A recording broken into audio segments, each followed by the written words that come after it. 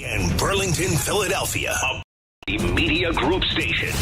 Official home of the Sixers, Flyers, Union, and the best Eagles talk in Philadelphia. 97.5, The Fanatic. Good morning. Thought I'd help you wake up. It's 6 a.m. and you're listening to The John Kincade Show, Philadelphia's longest-running sports talk morning show on 97.5 The Fanatic, Philadelphia. Let the party begin! The show starts now. It starts now. Your Monday morning John Kincade Show on 97.5 The Fanatic. But I'm not sure where it's all going to end by 10 o'clock. And whether we're really going to be able to come to any kind of consensus or any kind of answers. Because one thing I know is that it appears the Eagles coaching staff and players have no answers. Because each week we get the same pablum just being like puked up on us about the standard. All right, you're 10-3. What the hell's the standard? Why is it never established? Why is it never articulated? And more importantly, why is it never met? Remember remember in September and October when the Eagles weren't playing their best ball? And the talking point was, well, you don't want to be playing your best ball in September and October. Well, you know what? You want to be playing it in mid-December. You absolutely. The two best teams that the Eagles have faced, thumped them in back-to-back weeks. Does that mean I'm bailing on them for the season? No. Does it mean that I could be talked into that eventually with what I see down the stretch? Absolutely. Your two biggest challenges, you came out flat, completely flat. No energy, and apparently no fight. There didn't seem like there's any fight in the San Francisco game or the Dallas game. Unforced errors last night. That was as sloppy a game in the Cowboys' victory over the Eagles. That was as sloppy a victory. Like just watching the Eagles cough up the ball, lackadaisically take penalties. And again, and I will warn you on one thing. If you're blaming the officials for last night, I've got no time for it. Even no time for it. You didn't really watch, or you watched just hoping that everything that you thought you might know about this team wasn't true. Here's the bad news. It might be true. Your deepest thoughts about the Eagles and how you thought this team was going to be. It might be true. This team may not be ready for prime time. This team may not be ready to go and do things. But here's the good news. I'll give you one piece of good news as I end my morning diatribe to start. Win your last 4 games against beaten up Seattle, home against the Giants on Christmas, home against Arizona, and then at the Giants. Win those last 4 games, and it won't matter. 33-13 last night will seem like a distant memory because you'll win the NFC East, guaranteed. Win 4, guaranteed it's yours. If Dallas loses a game, you only got to win 3. You can still have a bye week, maybe week 18, because I think that's exactly what's going to happen. So that's the good news. But are you confident? And you're not the 1 seed anymore. Now you need help. You need San Francisco to trip up against a weaker opponent. I don't know where it's going, but one thing I do know, and I can say it with confidence, it appears the Eagles have no answers, Bob. And you've done enough of these post-game press conferences, interviewed players, interviewed coaches. It seems like they have no answers for what's going on. Well, yeah, I don't. The answers behind the microphone after a game, I don't care about. I care about the answers of, like, why can't you cover anybody going across the middle? Why is it that Ferguson, like, just freely runs 15 yards down the field, catches the ball in stride, and goes for 30 yards? Like, what is going on here? Is the talent good enough? Keely Ringo can't be in the game. No. He just Special can't be teams right he now. can, but that's it. Special teams he can, but trying to cover anybody, no. Bradbury, I don't know what's going on there. Best leg. The offense doesn't score a touchdown. You come out in your opening drive after giving up 7. And I know I harp on this a lot, and Pat, you'll roll your eyes, I know. But when I'm driving home last night and from our pregame and listening to the game and hear that they win the opening, elect to give Dallas the ball when they haven't been able to stop over the last 3 weeks. Didn't understand that. Best off ball, and you Why- give them the ball. Yeah, when you're playing so badly on defense, I don't get it. I understand getting the ball in the second half, but it doesn't much matter when you're down 24-6 at halftime. Just so many things that were so bad last night. Bad penalties. The refs will frustrate you because 3 times they throw a flag on Dallas and pick it up and say, oh, never mind. I understand all the frustration that's there. I can't even look it down the road. But don't worry, 4-0, and they can. If they don't fix this, it doesn't matter. Oh no, it doesn't matter. It doesn't matter. It'll pay off. Second seed, right. fifth seed. It'll be the doesn't same. matter. Yeah. Pat, I mean, I know you're angry, as most people are, but has any of that worn off? No. Because last week you stayed very patient. No, the game ended 5 hours ago. 6 hours. No, it hasn't worn off. What the hell was that? That's how they respond. That's how they respond from crapping the bed, is they crap the bed again. I would love to know what Sean Desai did all week. Did he just take a vacation? Did he go to Cabo? Because his game plan sucked. The fact that I'm not coming in and my number one, enemy of the state is Brian Johnson is shocking to me, considering, the wide receivers and everybody decided to just cough up the ball. Nick Sirianni, I don't know what the hell he does during the week. I tweeted out at one point, but good thing I'm not down at NovaCare with a sign because he wouldn't be buying me coffee today. That was an atrocious effort. What would be your sign? I can't, because of FCC regulations, I cannot say. I get it. And Pat, I think you're where a lot of people are going to be. And I think they're going to be there even more when they hear from some of the things that came out of the Eagles locker room. Nick Sirianni talking about after the game last night, where did things go wrong, Nick? I got to go out and watch the rest of this game and figure out what's exactly what it is. We have some thoughts. Obviously, today was a lot about the turnovers. It was early on in the game, early on in the first half. But to say I have the magic answer right now, I don't think that's realistic. But today, what was about was some turnovers, and then just got to start a little bit faster. I don't want the starting faster. Stop. You say it every week. It never happens. So stop. Stop saying the same thing. Say, I'm tired of telling you guys we're going to fix this because it hasn't been happening. Here's what we need to do. And I mean, any kind of I would check for a pulse hearing that soundbite. Now, he did talk about the problems of not starting fast enough, and this aggravated me a little bit. I don't think it carried over from last game. This is a new game. Again, didn't start fast either side of the ball. It got down 10-0. Again, in the beginning stages, we're not coaching well enough. We're not playing well enough. And that's my job as the head coach to make sure that we start fast. So I'm not doing a good enough job. Okay. That's what we heard last week. That is exactly the soundbite we heard last week. So as Pat asked the question, Bob, what'd they do all week? What's the plan? How can this be that bad a product? I don't understand it. Right now, it just is. You can lay out the biggest plan you want, the way you're going to stop Dallas defensively. You throw your defense on the field to start the game, and it's boom, right down the field, 7-0. Oh, my gosh. And it's like, my God, it took them 5 minutes. They go down the field. One play was 2 yards, but everything else was exactly what they wanted, executed perfectly, no resistance whatsoever. Then you get the ball back, and you have a good offensive series. You go down the field, you get to their 11-yard line, and Jalen Hurts coughs up the ball, and that's it. Boom. Dallas gets the ball back. And next thing you know, it's 10-0, which leads to 24-6 at half. The 3 turnovers, all in Dallas territory, 2 of them deep, absolute killers. Start off the game when your defense is playing so poorly, and you allow them just to go down the field and do whatever the hell they want. Man, that's a kick in the stomach to anything. One of the things on the sideline, I saw Jalen Hurts when Dallas scored a touchdown. They showed him he's just shaking his head. I'm wondering, is there starting to be a little divide there? A chasm. And if I'm the defense, I'm looking at the offense saying, seriously, we have to be out there for 120 plays again? There's nothing going right for this team right now. And Sirianni, has no answers at the podium. I almost understand because I don't know if he knows what he's seeing right now. Well, that's scary. Part of the blame obviously goes on him also.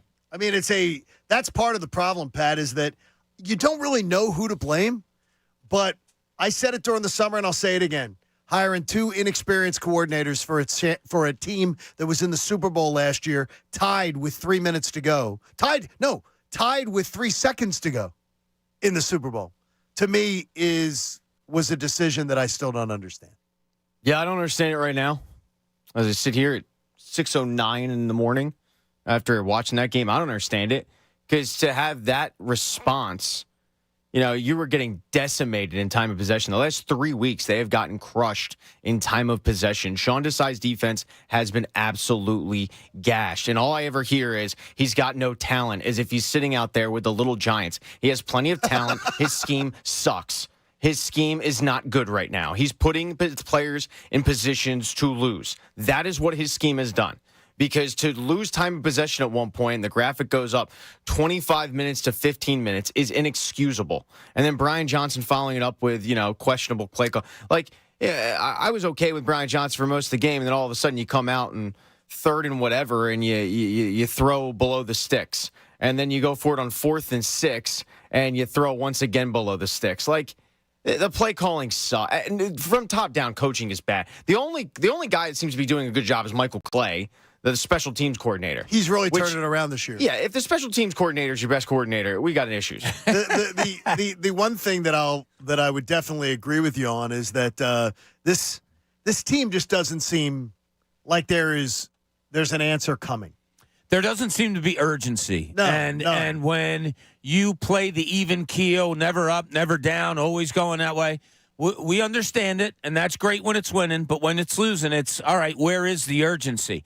I remember I said on the air like 3 or 4 weeks ago before this came, remember, John, we were talking about Jalen Hurts and the way he talks. I said, yeah, people put up with it now because they're winning. If they start losing, watch how annoying it's going to get. It's getting to that point, right, where like you're talking about, and the standard and all of that. I'm so tired of hearing about it. How do you break out of these things? I said on the pregame yesterday, you need playmakers. You need somebody to make a play. Now, when Jalen Carter takes the fumble and goes in, I thought that was a turning point potentially. It's the first time in the game I was like, okay, maybe there's a breath of fresh air here. Maybe this is the turning point of the game. But then you throw that defense back out on the field, and it's Carve City. They just carve you up. Everybody from Buffalo to San Francisco to Dallas, they just carve you up any way they want. I mean, San Francisco last week, their defensive plan worked to shut the Eagles' offense down. The Cowboys' plan under Dan Quinn shut the Eagles' offense down. And I talked about this last week. Again, I don't trust the coordinators, neither one of them. Where's the innovation on offense? There's none. It's just, oh my God. Do you watch 49ers? The 49ers just are constant movement, constant trickery, throwing out of running formations, running out of throwing formations, confusing defenses. The Eagles, vanilla as hell. Yeah. And I think he doesn't have a plan. And I can't even blame it all on Brian Johnson. I mean, not all of it, no. Is Nick Sirianni drawing up the plays? Because if he is, they are vanilla as can be. Oh. And that's what we heard. That's what Spadera came out and said. He was part of it. That Sirianni draws everything up, all Johnson does is call the plays. Well, these plays suck. And like Pat said, when you need, tell me you didn't know a blitz was coming when you were going for it on 4th and 9. Come on. Like, you don't have anything better than that one-on-one coverage on the outside with Devontae Smith and A.J. Brown. They can't beat their guys, and you're throwing 6 yards under the chains. The whole thing, there's no one person to point at. It's 53 players and 107 coaches. I'm even starting to blame the annoying guy on the sideline that always runs over and helps them get up, with the tight shirts all the time. And I blame him too. It's sad, but I'm blaming everybody. The only person you can't blame is Big Dom because they wouldn't let him on the field. Jalen Hurts spoke after the game, and he was asked, what bothered you most, Jalen, about that performance? The missed opportunities, taking advantage of our opportunities. We talk about executing every week and how important that is. And, I feel like we put ourselves in good position and get to that high red zone area many a times. Turn the ball over when we got there. I have to do a better job of protecting the ball. I'm so tired of hearing it. He's not wrong. Yeah, but it doesn't. But if nothing comes of you saying, I got to do this better, I have to do this better, if nothing ever comes of it, then it's just blah, blah, blah, blah, blah, blah, blah.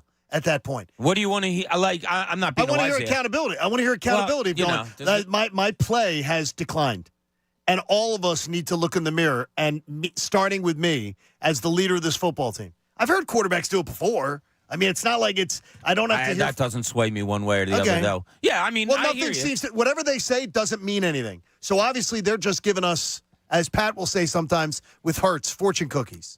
Yeah, I've seen athletes go into shells before when things are going bad. So, as frustrated as you've been all season at what they say behind the podium, you better get ready because it's going to get worse. Oh, no. No, it can't get worse. It can't get worse, Bob. Yeah, it can't. It can't. Eagles lose by 20. And I ask you the question to start the morning, and we get as interactive as possible. You can talk to Silvana. She's in for B. Gunn today. Are you in or out today on this team winning a Super Bowl this year? On their chances to win a Super Bowl this year? Are you in or are you out today? There's no middle answer. In or out on this team winning a Super Bowl. Bob and Pat will answer it, and I'll answer it too, and you can answer it at 610-632-0975. It will also be your first chance to win by spinning the prize wheel. Coming up at 8 o'clock this morning, the holiday prize wheel is going to be awesome. We'll tell you all about that coming up. So, are you in or are you out? And as Pat out, it's only been like 6 hours since the game ended. Where are you sitting on this one? John Kincade Show, getting you started here on 97.5, The Fanatic. Hey, guys, you want to hit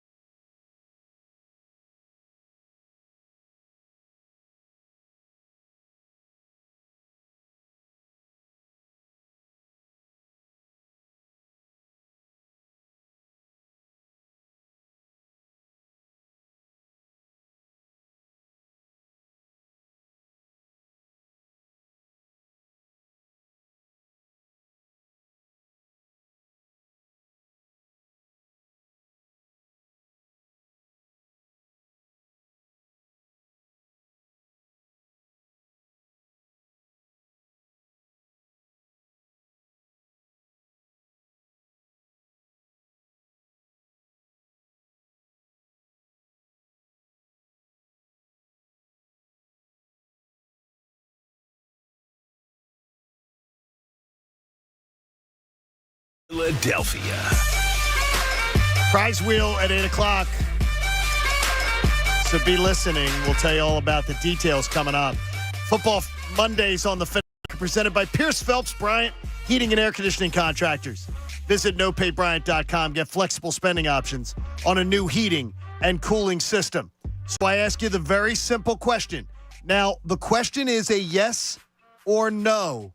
There's no, oh, well, maybe. No.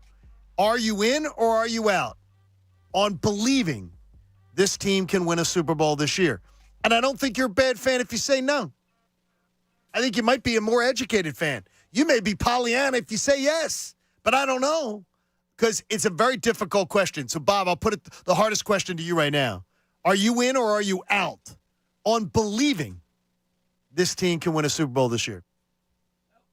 As you know, I'm a weekly guy. So, Correct. I don't like looking, look at the next 4, look at the next 6, and this could happen, that could happen. As of right now, no. Absolutely not. They're not getting past the Cowboys the way they're playing football right now. They're not getting past the 49ers the way they're playing football right now. Hell, if they're a 5th seed, I don't know if they can get by anybody the way they're playing football right now. It could change in the next 4 weeks. Yeah, I mean, you feel confident that at least they beat middling teams. Yeah, they could come out and play their best football of the season maybe these last 4 games. But where's the challenge? I mean, after next week, Giants, Cardinals, Giants, I mean, they're not playing for anything. Where's the challenge? Are you fixing yourself? Yeah, you have to look inward first. But when the competition's not up to snuff, how much does that really come into play? Next week's another tough test. Monday night at Seattle? Yeah, that's tough. That's not easy. And I watched a lot of that. We had in front of us a lot of the San Francisco-Seattle game yesterday. Seattle made some plays. They didn't turn into touchdowns, and San Francisco's really good. But, yeah, that's a tough place to go up and play. You got to travel cross country again. When you're not in a good mood, traveling is horrible. So another tough one next week. Can they turn it around? But right now, absolutely not do I think this team is playing as if they're a Super Bowl contender. All right, Pat, are you in or are you out on believing this team can win a Super Bowl in 2024? I guess February of 2024. First of all, I appreciate the question. I do believe that they're capable of winning. I think they're in a rough stretch right now. It's got me very angry. I wanted to curse a lot last night. Did you? You didn't? I did. First half, every other word was the F word. I'll just tell you now. Every other word was F this, F that, what the F is going on. It's an effing joke. This is effing embarrassing. Yeah. After the halftime, I kind of just stewed. I did too. But I think they can right the ship. I think they can fix this and look more like the team that we saw get to 10-1. And that team, by the way, had flaws, but I feel like most teams in the NFL did. So I think they're still there. It's in there somewhere. They just have to find it. All right, we'll hear from you at 610-632-0975. Scott in West Philly's first up. Scott, good morning. You're on the Fanatic. I ask you the question. Are you in or are you out that this team, you believe this team could win a Super Bowl this season? I'm out, and I've been out for weeks, but my boys call me a party pooper. What push? Yeah, well, don't listen to people like that. They want to just shake pom-poms. Why were you out weeks ago? We're on a bye. Came back from the bye, the same team. So think of it like a relationship. We took a break, came back, and we got the same problems. Nothing changed. The answers aren't there. The offense will not get creative. We're dead last in pre-snap motion. That's terrible. It's boring. It's absolutely boring, and it's predictable. And it's just run to a wall or A.J. go long, and it's bad. And Scott, the answers aren't on the roster. The answers aren't in the personnel. I got to tell you, that relationship analogy is the greatest start to a show from a caller. That is great. That's perfect. You're right. You took the break, you came back, and you were the same team. Scott, that's perfect. And they are. Nothing changed. Nothing's changed. And the answer's not on the personnel. I mean, there's rumors of Frank Wright, but can he fix it? We don't have it, and it's unfortunate because we're around like the team. We can beat the Falcons, Saints. Well, hopefully you're not even good at it. Yeah, hopefully you'll take care of business there. I mean, it's disappointing. Great job, Scott. Here's one thing I would say to do. Go to YouTube. They're 11 minutes long, I think. You can watch the highlights of the Giant playoff game, the 49er playoff game, and the Super Bowl. Watch that offense with almost exactly the same personnel. Watch that offense. And then if you tell me that Brian Johnson is doing a good job or is really still like deserves defense, go watch the Giant game, the 49er game, the Super Bowl. The offense is completely different.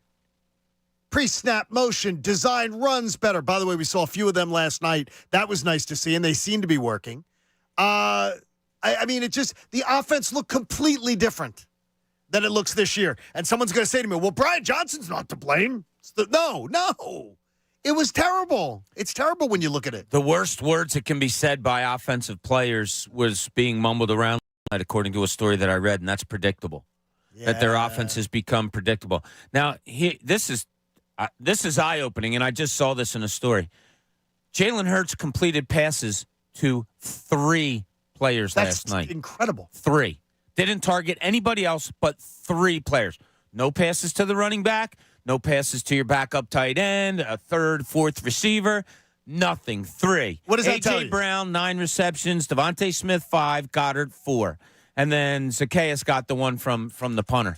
It tells me that they're locked into one thing and one thing only. Like, there's no diversity. You don't have to go back and look at the playoffs last year. Just look at the Dallas offense last night.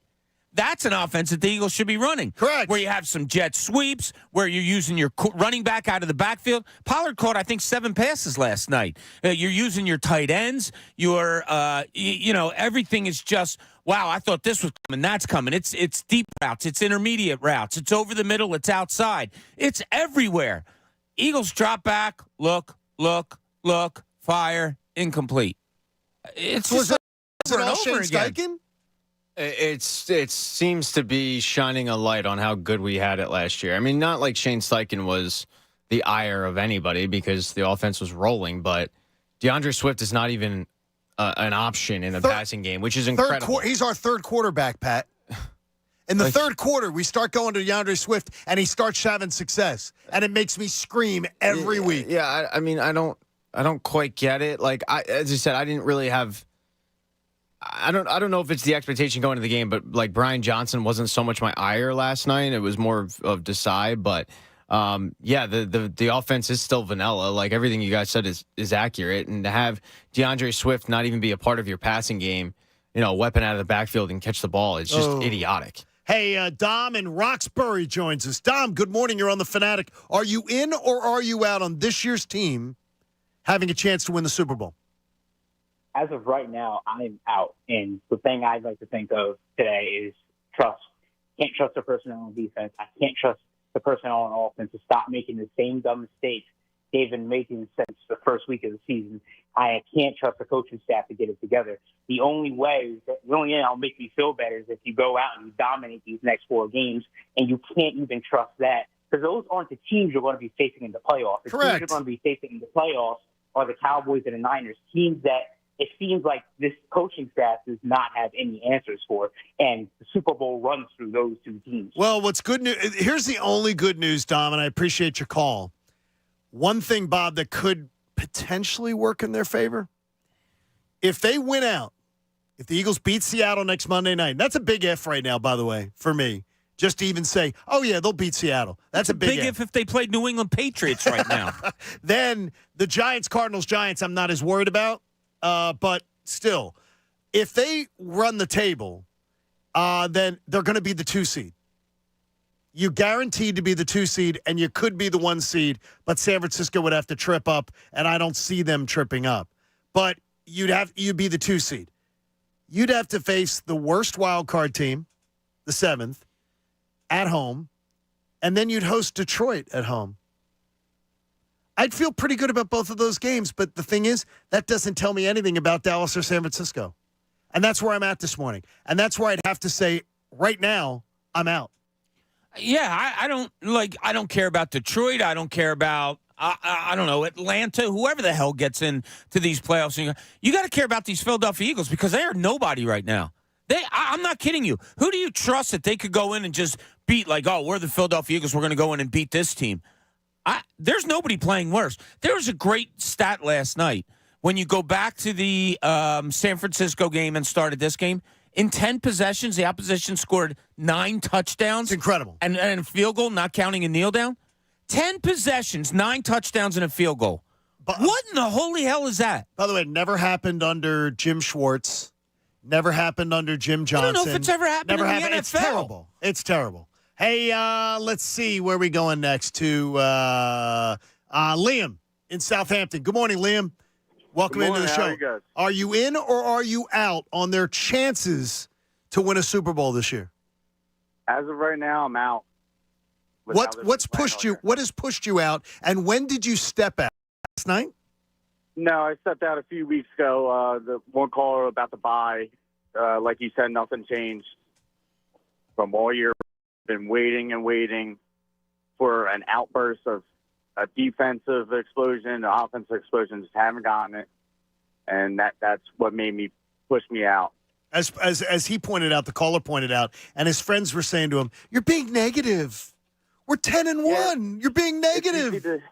It's easy to say that when you're winning, but if you actually dig deep and actually watch the games, you can see that they're just not playing together.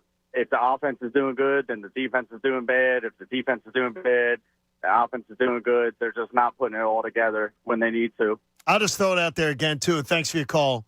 Having the oldest quarterback tandem in the NFL was a terrible decision. Terrible. You are getting torched week after week.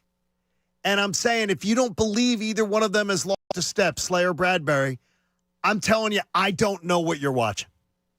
If you think that they're playing up to the level they played even a year or 2 years ago, they're not the same player. And there's a reason why NFL teams don't have cornerback tandems that are 30 plus.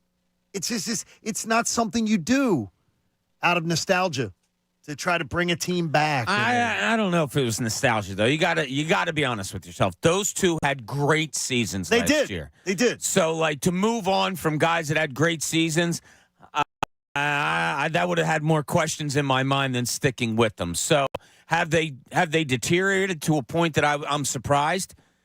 Yeah. It seems like Bradbury just seems to be getting beat all the time. He seems lost. Slay makes a play every once in a while. Last night had a nice deflection on a crossing pattern. And more pass interferences. Yeah, I can't go back and say, because I wasn't saying it during the offseason. They had tremendous years last year, so I couldn't have moved on from them. I only wanted one of them, and I wanted them to move. The Eagles always did this, though, Bob. They always got rid of guys before they aged. They always got rid of guys. That was always their It became an organizational philosophy to not do that. And they are looking a little old. They're looking a little old. And we thought this window, Pat, was wide open. We thought this window of opportunity from Window Nation was wide open. And then Sean Desai and Brian Johnson showed up and closed it. So you think another defensive coordinator would make them look better? Yeah, absolutely. I think his scheme has put them in a position where they look lost. Completely lost. If one of them fell off, okay, I think it's age. Both of them fall off. That's scheme to me. Okay. We had Timmy Manis on, and he kind of yesterday before the pregame show, I asked him about it, and he said he leans more towards scheme than father time. But it's not going to change. If the Eagles go far, Brian Johnson seems to be the only one that would get a head coaching job. So Sean Desai and his crappy scheme are going to be here next year. If Brian Johnson gets a coaching job, Nudi's breakfast, Pat, I'll get you. I mean, I think it depends on how far they go, but yeah, I think if they get to the NFC Championship game, he's gone. Oof. And I'll pack his bags. Hey, Victor in San Diego joins us. Victor, good morning. You're on the Fanatic. Are you in or are you out this morning? I am out. I called you guys earlier before the season started, and I told you guys that my worst fear was these coordinators. And I told you the only good game they've had was the Miami game. I am so out because I am so sick and tired of this. And let me tell you this, guys. It's going to get worse after this year because if all these guys retire, Kelsey, and God hoping Johnson stays at least, but if all these other guys retire, especially on defense, we're going to need 2 new corners. We're going to need linebackers. it's going to get worse after this year, guys. Do you believe that Nick Sirianni will cut bait on his coordinators? Because he seems like a stubborn guy to me that's not going to want to admit that he made a mistake. Oh no, he's a stubborn guy. I agree with you, and I'm with what's his name? I agree. I'll help you pack Johnson's bags. Trust me. This offense is boring. So, all right, you pack the bags. I'll drive to the airport. Exactly. Hey, But, Victor, yeah, it's terrible. I mean, it's horrible. It's horrible. I mean, like I said, that was my worst fear. And like I said, after this year, guys, even if we win the next 4 games, and what's they going to do? What's going to happen? They already showed us they can't beat a true, good team. Whoa. They beat Buffalo. They beat Miami. They already beat Dallas once. I mean, I'm not going to go that extreme, Victor. I think that's the line I won't cross, because I'm not going to forget that they still managed to beat some good teams this year. In fact, I think they still have as many wins against teams as any team in the NFL. I believe that number was tossed out by Maria Taylor last night pregame, and Maria, the only one who picked the Eagles. Yeah. Oh, did she? She's the only one who picked the Eagles. When you start out 10-1, yeah, there's going to be a lot of positives there of the numbers, who you're beating. You had the one loss to the Jets and all. You look at this juggernaut part of the schedule where you say, well, if we're going to be honest, if they can win against Seattle 4-2 in those tough 6, that's as good as you thought, no matter how you win or lose. Would have. I think anybody would have signed in blood for that. But not this way. Yeah. Not this way. I just looked up something real quick with the caller who said since the break, it's like a relationship. He took a break and nothing changed. How about since the break? 58%. 58% is what the opposition, now we're talking Kansas City, Buffalo, San Francisco, Dallas, since the break, right. 58% they've converted on third down. That's ridiculous. Wait a minute. Whoa. Since the bye week? Since the bye week. That's incredible. Kansas City went 8 for 17. Buffalo 13 for 22. San Francisco 8 for 11. Dallas 9 for 16. That is just absolutely. That sort of ruins the morning a little bit. That's just. It's just a fact. Tim in Rochester joins us. Tim, good morning. Are you in or are you out on their chances to win a Super Bowl this year, based on what you've been seeing? I'm in until they're out. So I got to keep the faith. Okay. Tell us what you're going to base your faith on, though. People keep saying the coaches, it's the players too. Josh Sweat, he's not doing anything. Reddick doing him, he's doing good. Fletcher Cox, he's doing good. He's stepping up. Brandon Graham. You hardly see Brandon.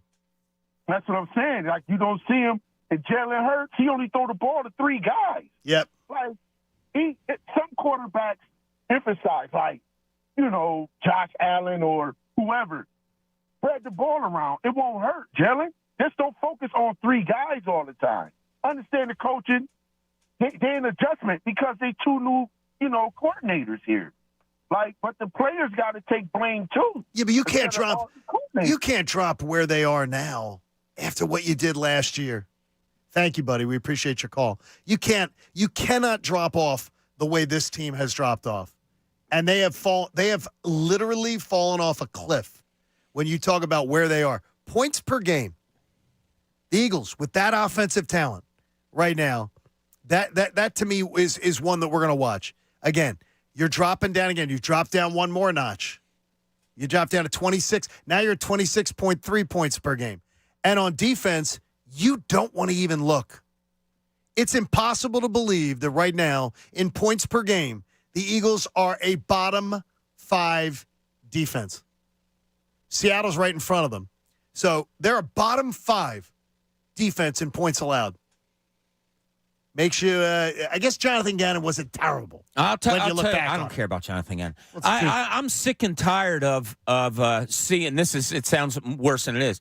But can they get some subs in there besides Brandon Graham for Josh Sweat and Hassan Reddick to get a break? If only these guys took a kid in the first round, 30th over. If only. Yeah, where's he? No, they did. They got pressure. Yeah, he looked like he had 2 pressures last night, if I'm not mistaken. Yeah, the most I saw out of him was he got frustrated with something and kind of gave it the old shrug, like, I was almost there. But rarely do you see number 3 around anywhere. You're asking Josh Sweat and Hassan Reddick, both undersized, but, are what they are, to be out there for so many plays. Somebody put it out. It was reputable. I can't remember who it was. That these guys are going to play almost double the downs they did last year. That's crazy. It's I crazy. mean, that's on the offense, though. Not running clock. See, I disagree. Leaving them. You're on the I field. want some more depth Totally there, disagree. too. Really? Yeah. Yeah, I think it's the offense for a long time was winning the time possession battle. It's on Sean Desai's defense not being able to get off the field on third down. So really, it's on the players, but also it's on Sean Desai because I grew up and my entire life has been we use a rotation in our defensive ends. And this guy comes in and he goes, no, that's a cool idea, bro. But what I'm going to do is I'm going to use the same two guys. One of them is 35, 36 years old, and I'm just going to use him the entire game. That's what I'm going to do. Genius ideas, Shawnee. In or out? We're going to get you on the Shawnee. line. Plus, I want you to hear Jalen Hurts talk about the team discipline, if there is any. John Kincade Show. On this Monday morning, everybody's venting. Thanks to the YouTube crew for being here, too. And if you're listening on the app, when you got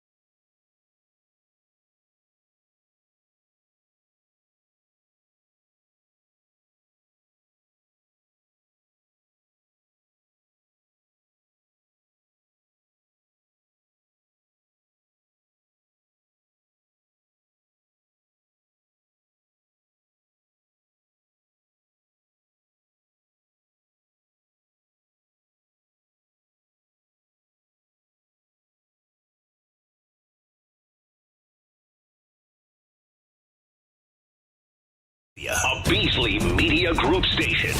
Official home of the Sixers, Flyers, Union, and the best Eagles talk in Philadelphia. 97.5 The Fanatic. Now, back to the John Kincade Show on 97.5 The Fanatic, Philadelphia.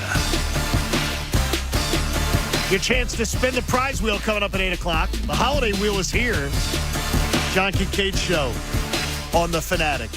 Appreciate you being a part of everything we've got going on this morning. And it's simple. Are you in or are you out? Are you in or are you out right now this morning on this team being able to win a Super Bowl this season? And if you're in, I need to know why. And if you're out, I need to know when you jumped out. Was it last night? Did that push you over the edge? Was that the game? Our friend Jeff in D.C. wants to send a little message. Jeff, good morning. You're on The Fanatic. How are you, brother? I'm doing great, gentlemen. How are you? Are you in or are you out, Jeff? I'm in. I'm still in. I will be honest, though. I was on the fence, John, until you explained the path that the 2 seed is going to be almost easier than the 1 seed. I think it is easier. And so, well, it's not in that you have to play an extra game, but you might not have to play an extra game if you're off week 18. But irrespective of all that, we knew this was coming. When the season schedule was released, we knew we were running this tough part of the schedule. We knew San Francisco was going to be coming in here with a chip on their shoulder and 10 days rest.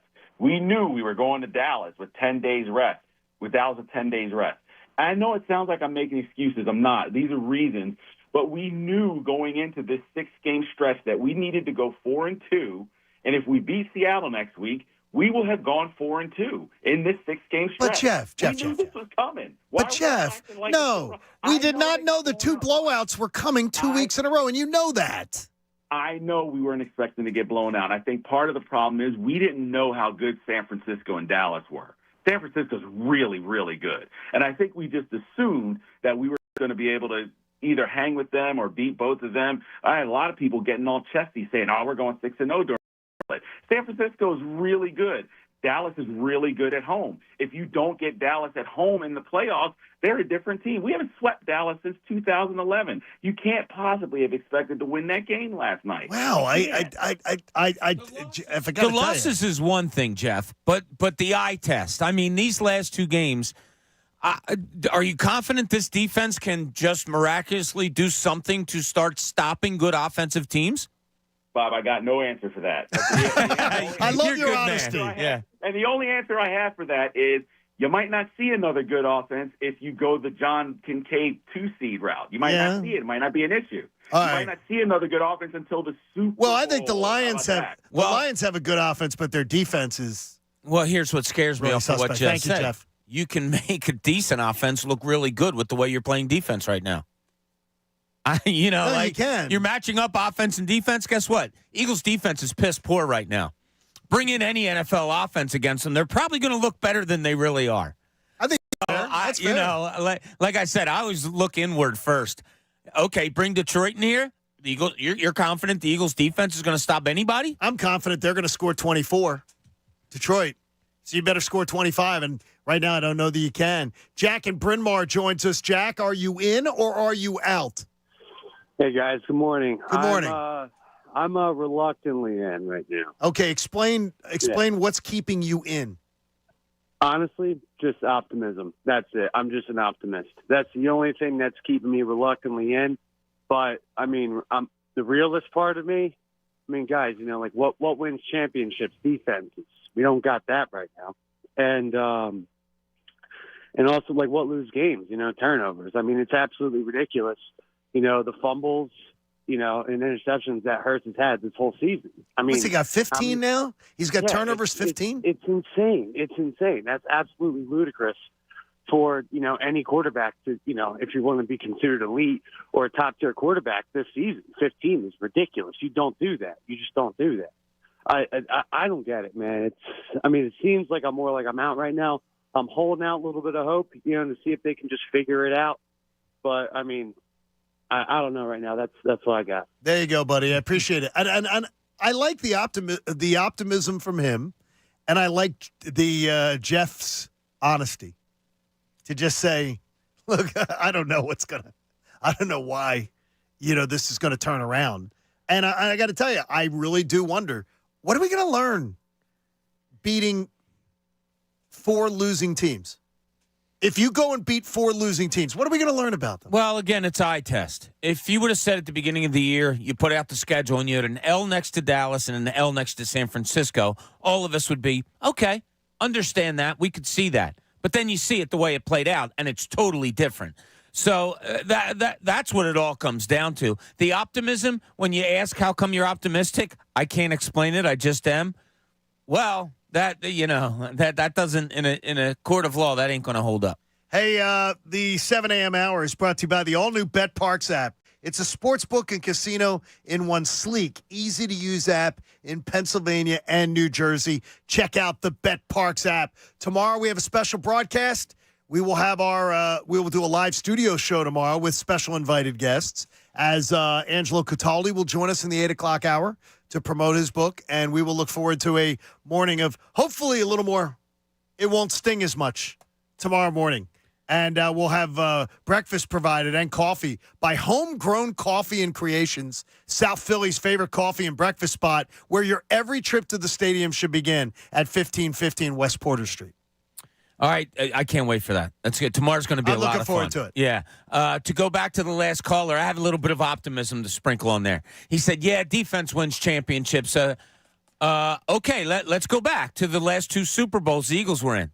They didn't play a lick. They didn't play a crap load of defense against New England.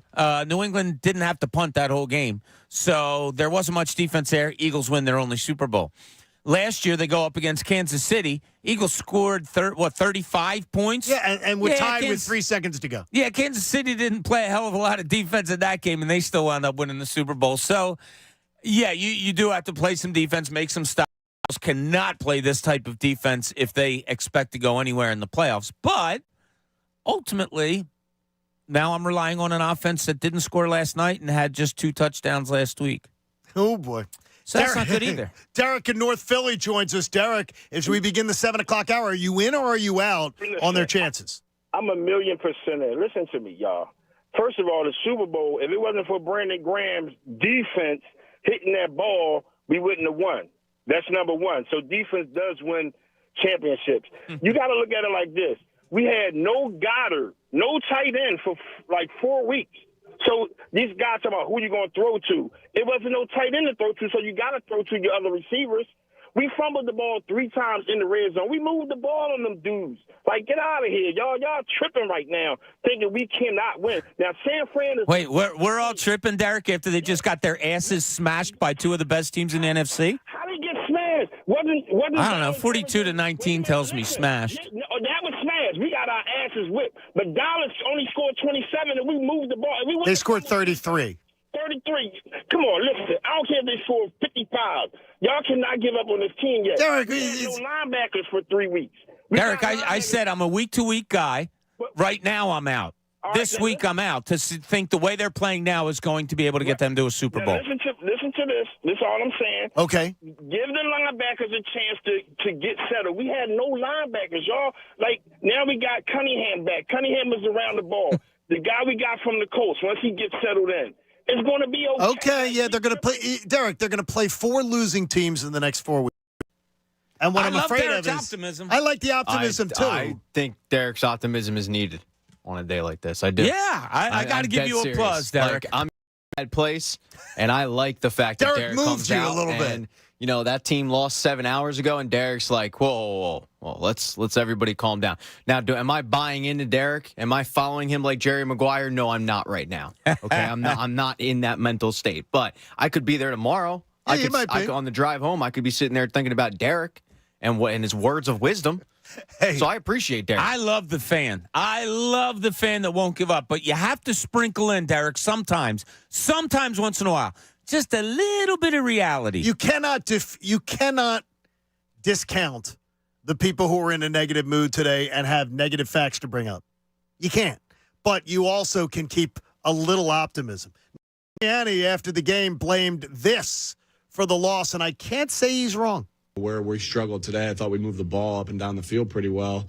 against a good defense, but they did a good job taking the football away from us. 3 turnovers on fumbles. You know, they got us to punt, I think, the 2 times there. And just, I really thought a lot of it was about the turnovers, because I thought Jalen did a good job of kind of going to the right place with the football. Guys were getting to the spots they needed to, but we uncharacteristically turned it over on some fumbles. And they did.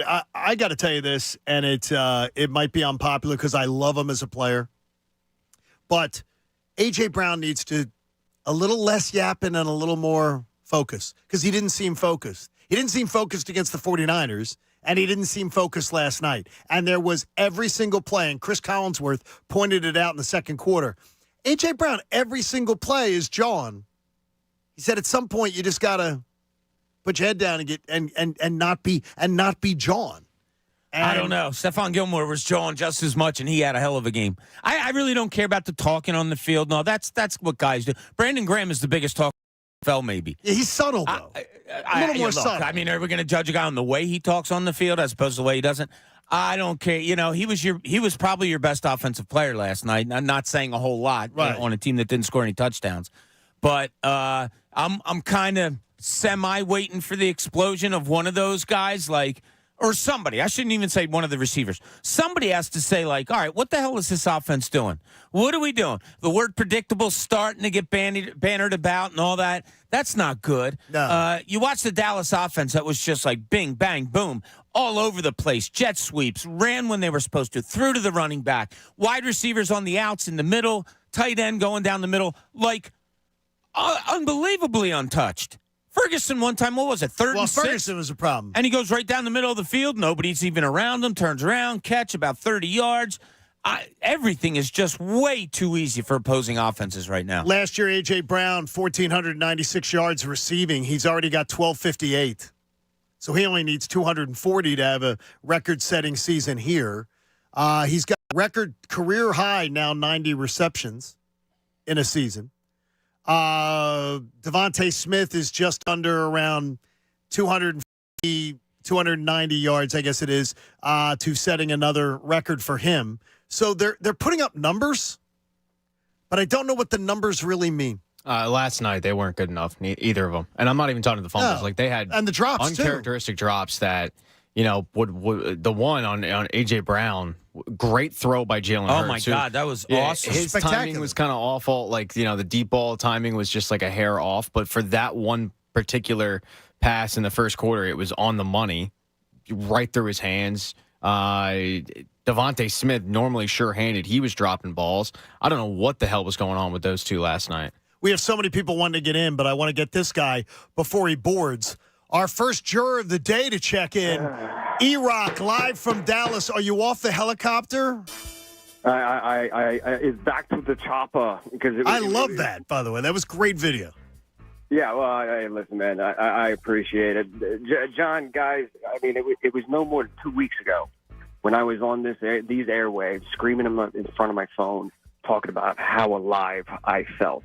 I can't tell you how I'm sitting inside of this airport, can't wait to get the hell out of here, feeling completely dead inside. I don't know what happened to this team, but all of a sudden that figure-it-out attitude, that moxie, that grit that they have, now all of a sudden I'm in hindsight, and I'm looking at this like, wait a minute, did they suck all along and they were just getting lucky?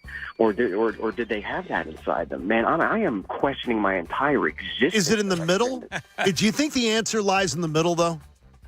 But I tweeted this out. Like, I thought the true identity of this team would be seen on Sunday Night Football against the Dallas Cowboys, bouncing back against the 49ers. They didn't bounce back; they bounced off the turf like a bowling ball. What the? I'm looking for. I don't got the answers for you. I don't even know what I looked at, other than I could not wait to get the hell out of here and get home. We need some video of that flight home, though. E-Rock, thanks for checking in, buddy. We need a little. I got to imagine that's a quiet flight home. Everybody a little too overserved and drowning their sorrows last night, because that was terrible. That was a terrible game last night. Yeah. And there are not many positives to take from it. Yeah, there was some good video and stuff on Twitter this weekend about how the Eagles fans have taken over Dallas-Fort Worth. There was a couple of shots last night of a guy with an Eagles jersey on with his hands folded under his chin, just Like, sitting there it there, is. like taking it, and you could do about it. Hey, it ain't easy being cheesy. Our YouTube juror, John Cheeseborough, joins us. John, let's get after it, John. First off, good morning, everybody. Good morning to you. This is just one of those pissed off Mondays. It was flat out embarrassing, just flat. Where was the heart? Where was the fight? Where was the sense of urgency? You basically let San Fran come in, stomp a mud hole in your ass, and walk it dry. And then this week, you just say, okay, thank you, sir. May I have another? Where was the fight? And Sean Desai, he can take his feet for a walk. I've just had it with him as coordinator. And predictable keeps getting thrown around, and that's exactly what it is. What's more predictable, the offense or the defense? At this point, take your pick. Like, you just let Dallas march right down the field and let CeeDee Lamb basically walk into the end zone for a touchdown. Here's a thought. You might want to cover their best players. If I had to lean one way, I would say I'm leaning towards out. But the hope in my heart is telling me there's some type of fight back in this team, but I'm just not seeing it. All right, well, we appreciate your honesty, John, as always. There's been two good jurors checking in already with some, I guess there's some positive. Since 2000, Bob, to your point last night, the team that scores first wins 64.5% of the time. So 2 out of 3 times, the team that scores first wins the game. So, again, you have the best offense in the NFL, and you said, oh, yeah, we'll just give them the ball on their home field in front of the crowd. They're We'll let them do it. Yeah, it's the new thing. They're always going to do it. Look, they have numbers, they have analytics behind them saying why. And it's just the Eagles. It's every team in the NFL. This switch has been made 5 years ago that if you win the toss, you're deferring because it's better to get the ball in the second half. I hear you, but nothing in sports to me is just a given. And last night, when you have a defense that is like pulling up with crutches and Band-Aids, going against an offense that is averaging 42 points a game over their last 4, I don't know. To me, it's like I don't want to hand them the ball to start the game. And I know I'm going to die on this hill, and that's fine. I just don't like it. Look, I know how you guys feel about the situation, but this is how I think should have played out, I think if they executed it would have. So they have it's 17-6 at one point, or it was like a 1-score game basically, or it would have brought it to close to a 1-score game. It would have been like a field goal, and they have the ball. They have to settle for a field goal at what is that? Like a minute 48, and then they gave the ball back because they had to settle for a field goal. They didn't extend the drive. Right. But if you extend that drive and you finish off with a touchdown, you're giving Dallas the ball back with probably 45 seconds left to 40 seconds. You just brought it within a 1-score game, and you get the ball in the second half.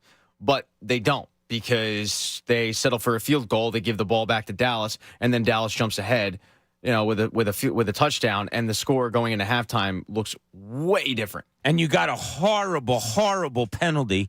You put, who was it? Was it Ringo? Yeah, Keely Ringo. They put him out there. Not only does he get a pass interference, but he also gets a face mask, or what the hell that was, where they get 117 yards on one penalty. They got 25 yards on one play. Yeah, I don't quite understand how it was both. Like, that's there's only 2 plays, I think, where you can get 2 penalties. I was very confused about that. Like, when the announcer said, this is something, and I think it was the replay, or I don't know who it was, but anyway, they said, this is something that you very, very rarely see in the NFL. You got to be like, this is like the Eagles season over the last couple of weeks. That was that game. Like, I want to complain about the refs as much as the next guy, and sure, there was a couple ticky-tack calls, but that was the sloppiest game of football I think I've ever seen in my life. I mean, there was no rhythm to that game because every third play it was flag on the play, holding, offsides, you name it. Early on, it was terrible. It was so bad. The product is just not good. Hey, we have a ton of people wanting to check in, and we got some of our jurors out there and more at 610-632-0975. Did last night put you over the edge? Are you in or are you out on on your belief that this team can win a Super Bowl this year? A lot of things changed. We'll get to more of it on this, Football Monday on The Fanatic here on 97.5. I got to tell you, the BetParks app is absolutely amazing. I love using it. I love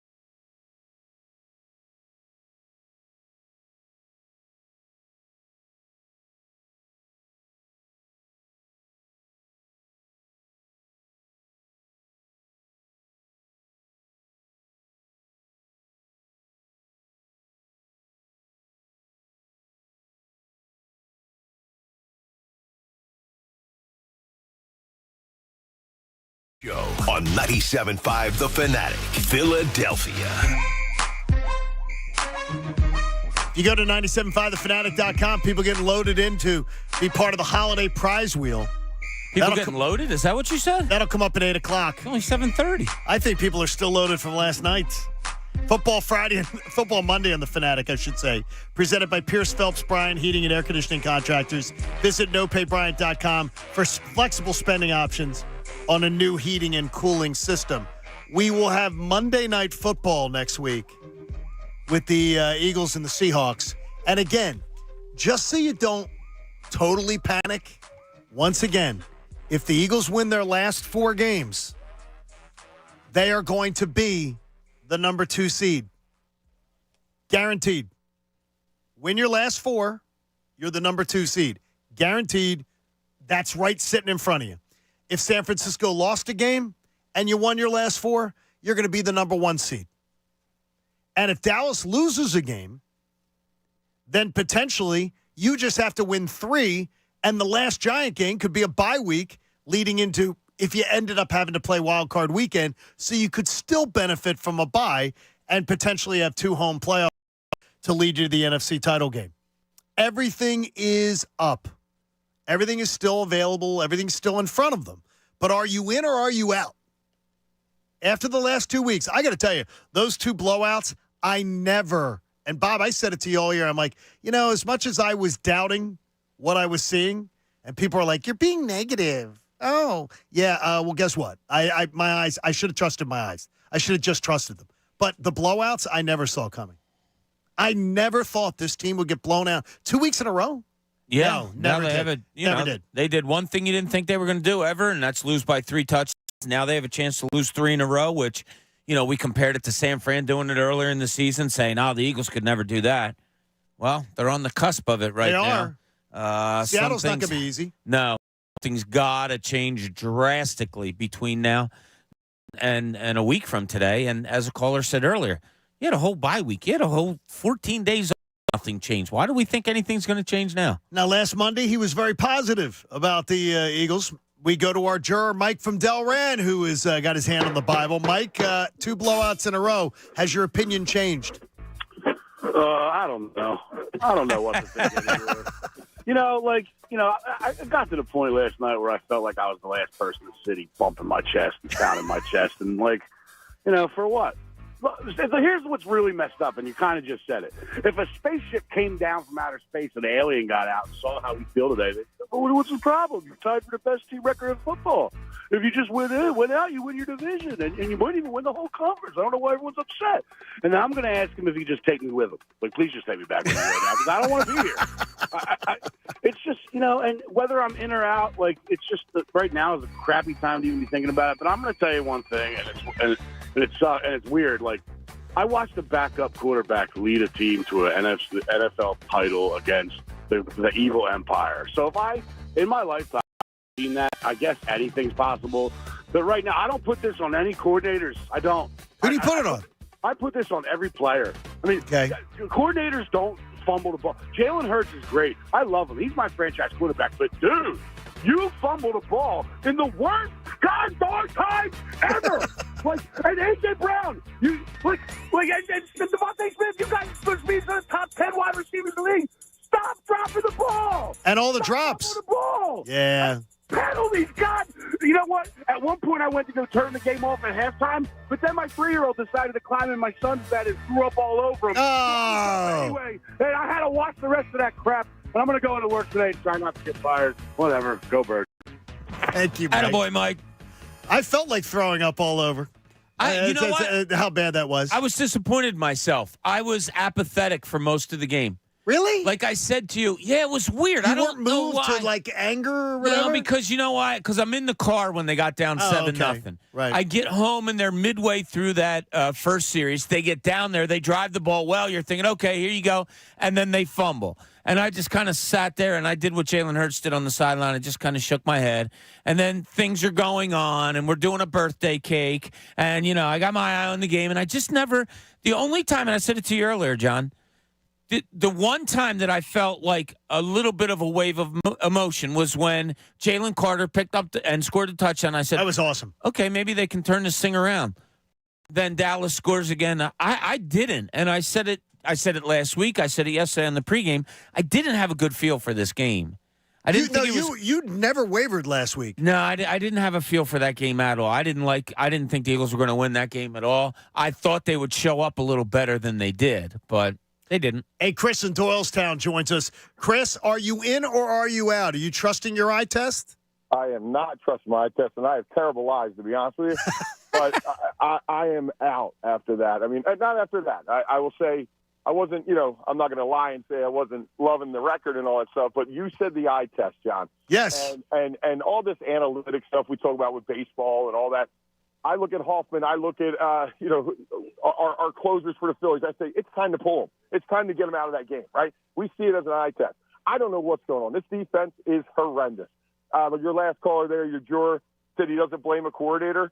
I totally disagree. We don't come out with a good game plan. Why are we still playing, a zone defense? We're just letting CeeDee Lamb, Deebo Samuel run all over us. Getting open, we're passing him off left and right.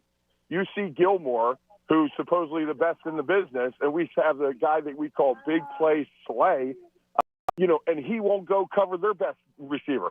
We got to get our guy on their best receiver and keep – we can't have – Job or all these guys playing him, Roby. It was horrible last night.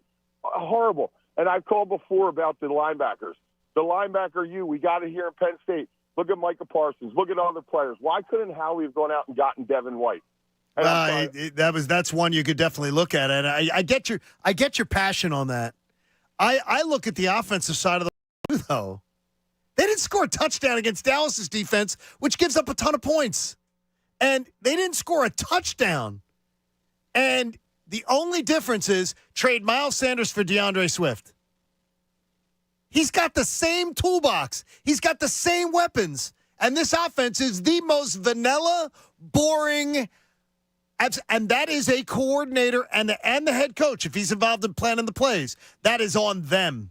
That is on them that you have the best toolbox in the NFL, the one that dominated the NFL last year. And you can't do anything with it? You putz around? I mean, it just is, to me, it's unbelievable. To watch this offense year to year is just crazy to me.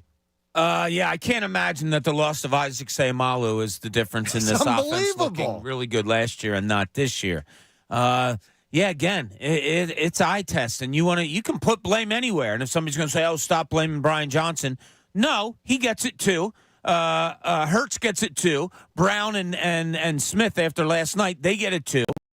It just goes around everywhere. And players are mumbling about predictability on the offensive side of the ball. Look, we see it. I don't know. What worked well against San Francisco last week? Nothing. Slants. Yeah, that worked offensively. You ran some slants. Two drives. Yes. Did you see any slants last night? No. Well, no. There may have been one to A.J. Brown, one or two. Maybe it was before I got home. Oh, maybe. On the first drive, yes. On the first drive, how about a jet sweep that worked so well a couple of times with DeAndre Swift? How about just something different? I don't know, something different. It sounds like Pat a little bit there with anybody can get it. This week, criticism, Pat, anybody can get it. It's an anybody can get it that I don't want to do.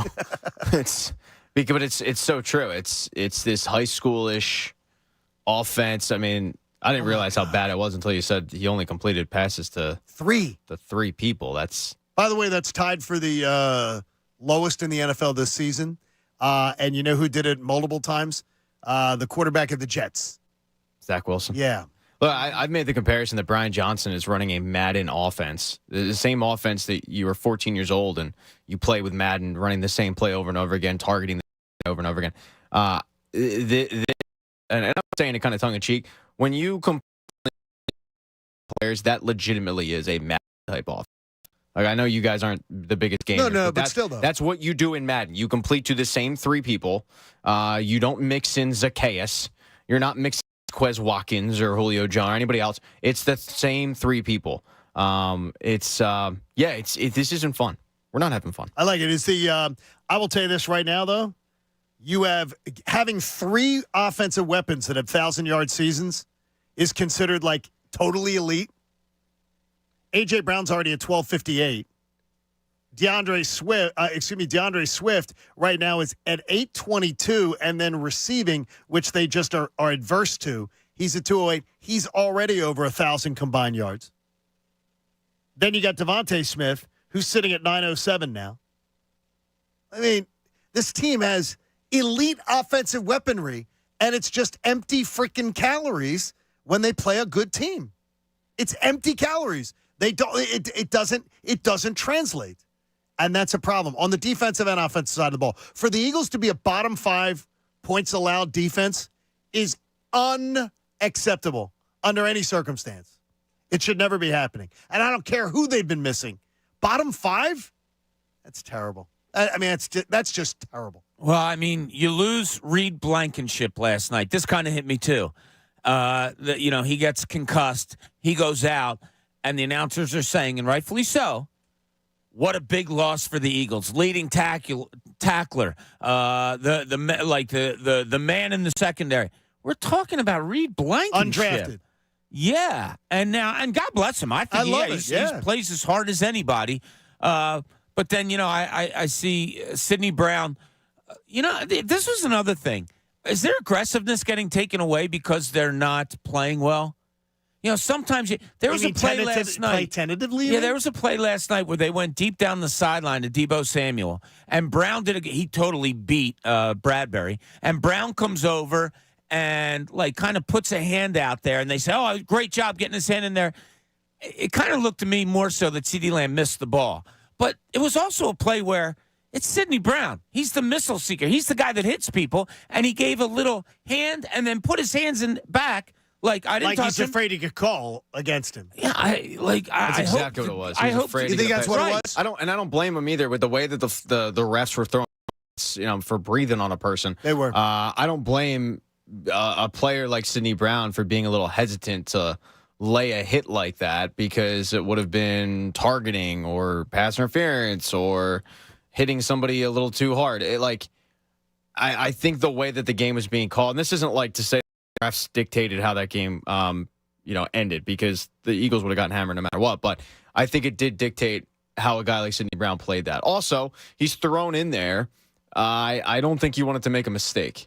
I don't think you wanted to go for a big hit and be, a goat in that situation and not the greatest of all time. Yeah, exactly. Hey, Derek in Vegas joins us. Derek, are you in or are you out this morning in the city that will host the Super Bowl? Do you think your team can get there? I pray so, but I seriously doubt it. I'm out on the team. Couple of reasons why. I wanted to piggyback on Bob's point earlier when he said the Eagles were gave up 58% since the bye week on third down. And that's not even counting for the fourth downs that we're giving up as well. The team can't get off the field when they need to, at all. The defense is completely poor, piss poor, I guess to say. Trying to watch my verbiage here, but yes. Honestly, this team is completely horrible. It just especially on defense, the players have given up on the side. I don't know how you can even justify bringing him back next year. He shouldn't have even been the defensive coordinator this year to begin with. That's why we got that third round pick from the Cardinals. So that was one thing in and of itself. What is ticking in the background? Is that a bomb? Oh no, I'm not. I'm just getting my door open. Okay, that's good. But yeah, it's just, I don't I'm also all over the place with emotions right now. This team is completely bored. It's the coordinators. Something has to change, and they should have brought in Frank Reich a couple of weeks ago. Let him sit back. Well, he didn't want to. Yeah, he didn't want to, and they made that clear. That's been made clear by 2 different NFL insiders. Frank Reich just wanted to go home. Just wanted to go home and regroup. Yeah, because and I don't blame him been for that at all. stressful. Yeah. It's been, and he didn't expect to be fired in his first year. That's ridiculous. The way he was treated. Tepper's turning into a, crazy owner down there. Hey, let's go to our juror. Karen B's on the line. Karen, hand on the Bible, but you got to keep it clean because everybody's a little feisty this morning. What the hell was that slop? Wow, Wait, Karen, fired. I love the fact that John goes, keep it clean, and she goes, what the hell was that? I love it. Get on with it. All right, listen. There was no fight. They were undisciplined. Just sloppy, rotten play on both sides of the ball. And to add insult to injury, it was against Dallas. I mean, the three best players, Jalen, Brown, Smith, fumbled in Dallas territory, each one of them, when we were driving. The Eagles, they were crushed in the middle of the field in both the run and the passing game. I mean, the offense didn't get the ball in the end zone for the first time this year. Are you kidding me? With those kind of players, it's awful. I mean, we trailed again at halftime for the sixth straight game, I think it is. I don't know if it's 5 or 6. I don't know. Who cares? 6. You're right. 6. Good job, Karen. All right. And then, I'm going to give you a bright spot. Okay, what's the bright spot? We need one. All right. The bright spot was the fake punt, the special teams. That was pretty cool. I like that. That was beautiful, and it was a beautiful play. And thanks, Karen. We'll check in with you next week on Tuesday after the Monday Night Football game. I loved that fake punt. That was awesome. And the pass was so calm. Yeah. He was so calm throwing it. He didn't rush it. He just stood there and delivered a strike, and then that was a big play. And Zacchaeus came through with it. So, yeah, that was good. Might Might have been the best offensive play of the night. Oh, that's horrible. That's horrible. That is really horrible. Mike in Montgomery County joins us. Mike, good morning. Are you in or are you out after watching what you've watched the last 2 weeks? I am out. Okay. When did you jump out? Did you jump out before yesterday? Let me refresh a little bit. I'm the Ravens fan. I called last week. I'm the Ravens fan from Baltimore. That's a Ravens fan, but I live in Pennsylvania. So I never really been in on the Eagles, and I'm gonna give you a couple of reasons why. First of all, we know that it's hard to get back to the Super Bowl. It is. And I didn't think they were going to do it because of those reasons. And I've been watching the games. And somebody said it a few calls ago that the eye test, but it seemed like y'all forget all about eye tests and reason when they win, and which I understand. I don't. Look, Mike, I over and over talked about that. I talked about eye test all year when, just like with the Phillies, when people tell me when you're beating crappy teams and you're not playing well, and people say to you, "Oh, look, they're winning. What are you complaining about? They're winning." It matters. The stuff comes back to haunt you when you play when you don't play well against teams that you are distinctly better than. That's a warning sign that when you play the bullies on the block, you're going to get bullied. And I let people talk me into it with the Phillies, and I let people talk me into it with the Eagles. I trust my eyes. When I see that the team's not playing well, and just say, you know what? This is going to come back to bite them. And it has. It's distinctly. 2 blowouts in 2 weeks, that's pathetic. There's no perfection in sports.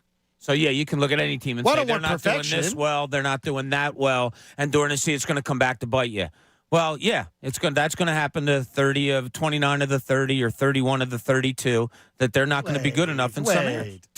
Bottom five scoring defense? Bob, that is not asking. I'm not asking for perfection. I'm asking for mediocrity. Yeah, but if it was bottom 10 or if it was mediocrity and they lose the Super Bowl and they get blown out because the defense, we're going, see? It was the defense. Yeah, but still, though, it is a problem. 31 teams are going to complain at the end of the year, and they're going to point to reasons on why they didn't win the Super Bowl.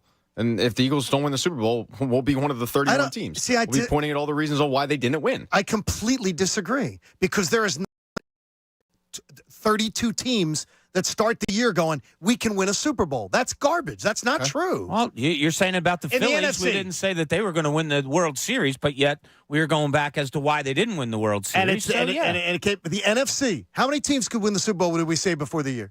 I don't know. Eagles, 49ers, Cowboys. That was all we talked about. Right, Eagles, 49ers, Cowboys. So it's not like there's 32 teams that think they can win. It doesn't. One team wins is the point.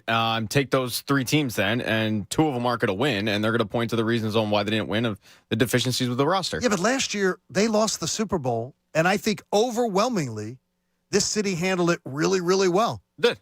Because they were pleased with the team. They were pleased with the performance that they'd given during the year. They were excited about the future. There's a difference. No, you're not wrong, but it doesn't mean that people weren't pissed off and looking at the deficiencies with the defensive coordinator who couldn't adjust. Yeah, We could be good to have a plan like that this year, because this team is feckless as far as getting after a quarterback. This team is quiet, and God bless him.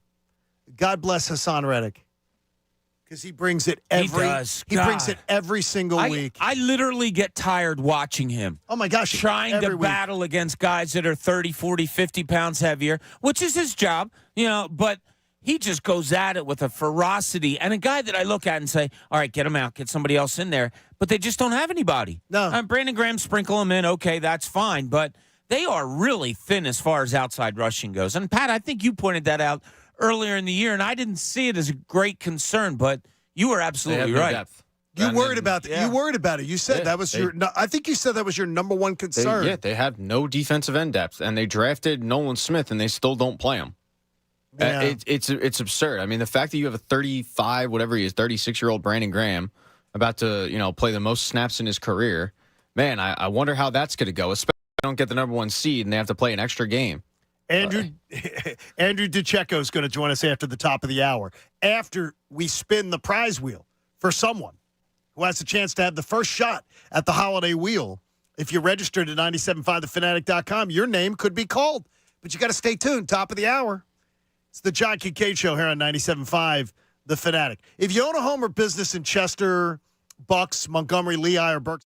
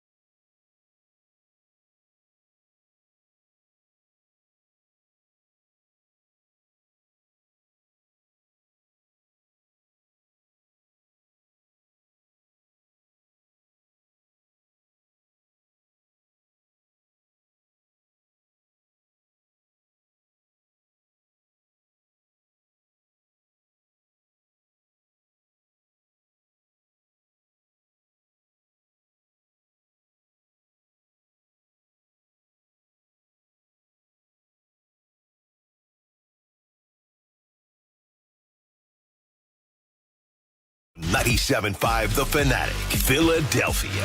Oh, I got the luckiest name in town.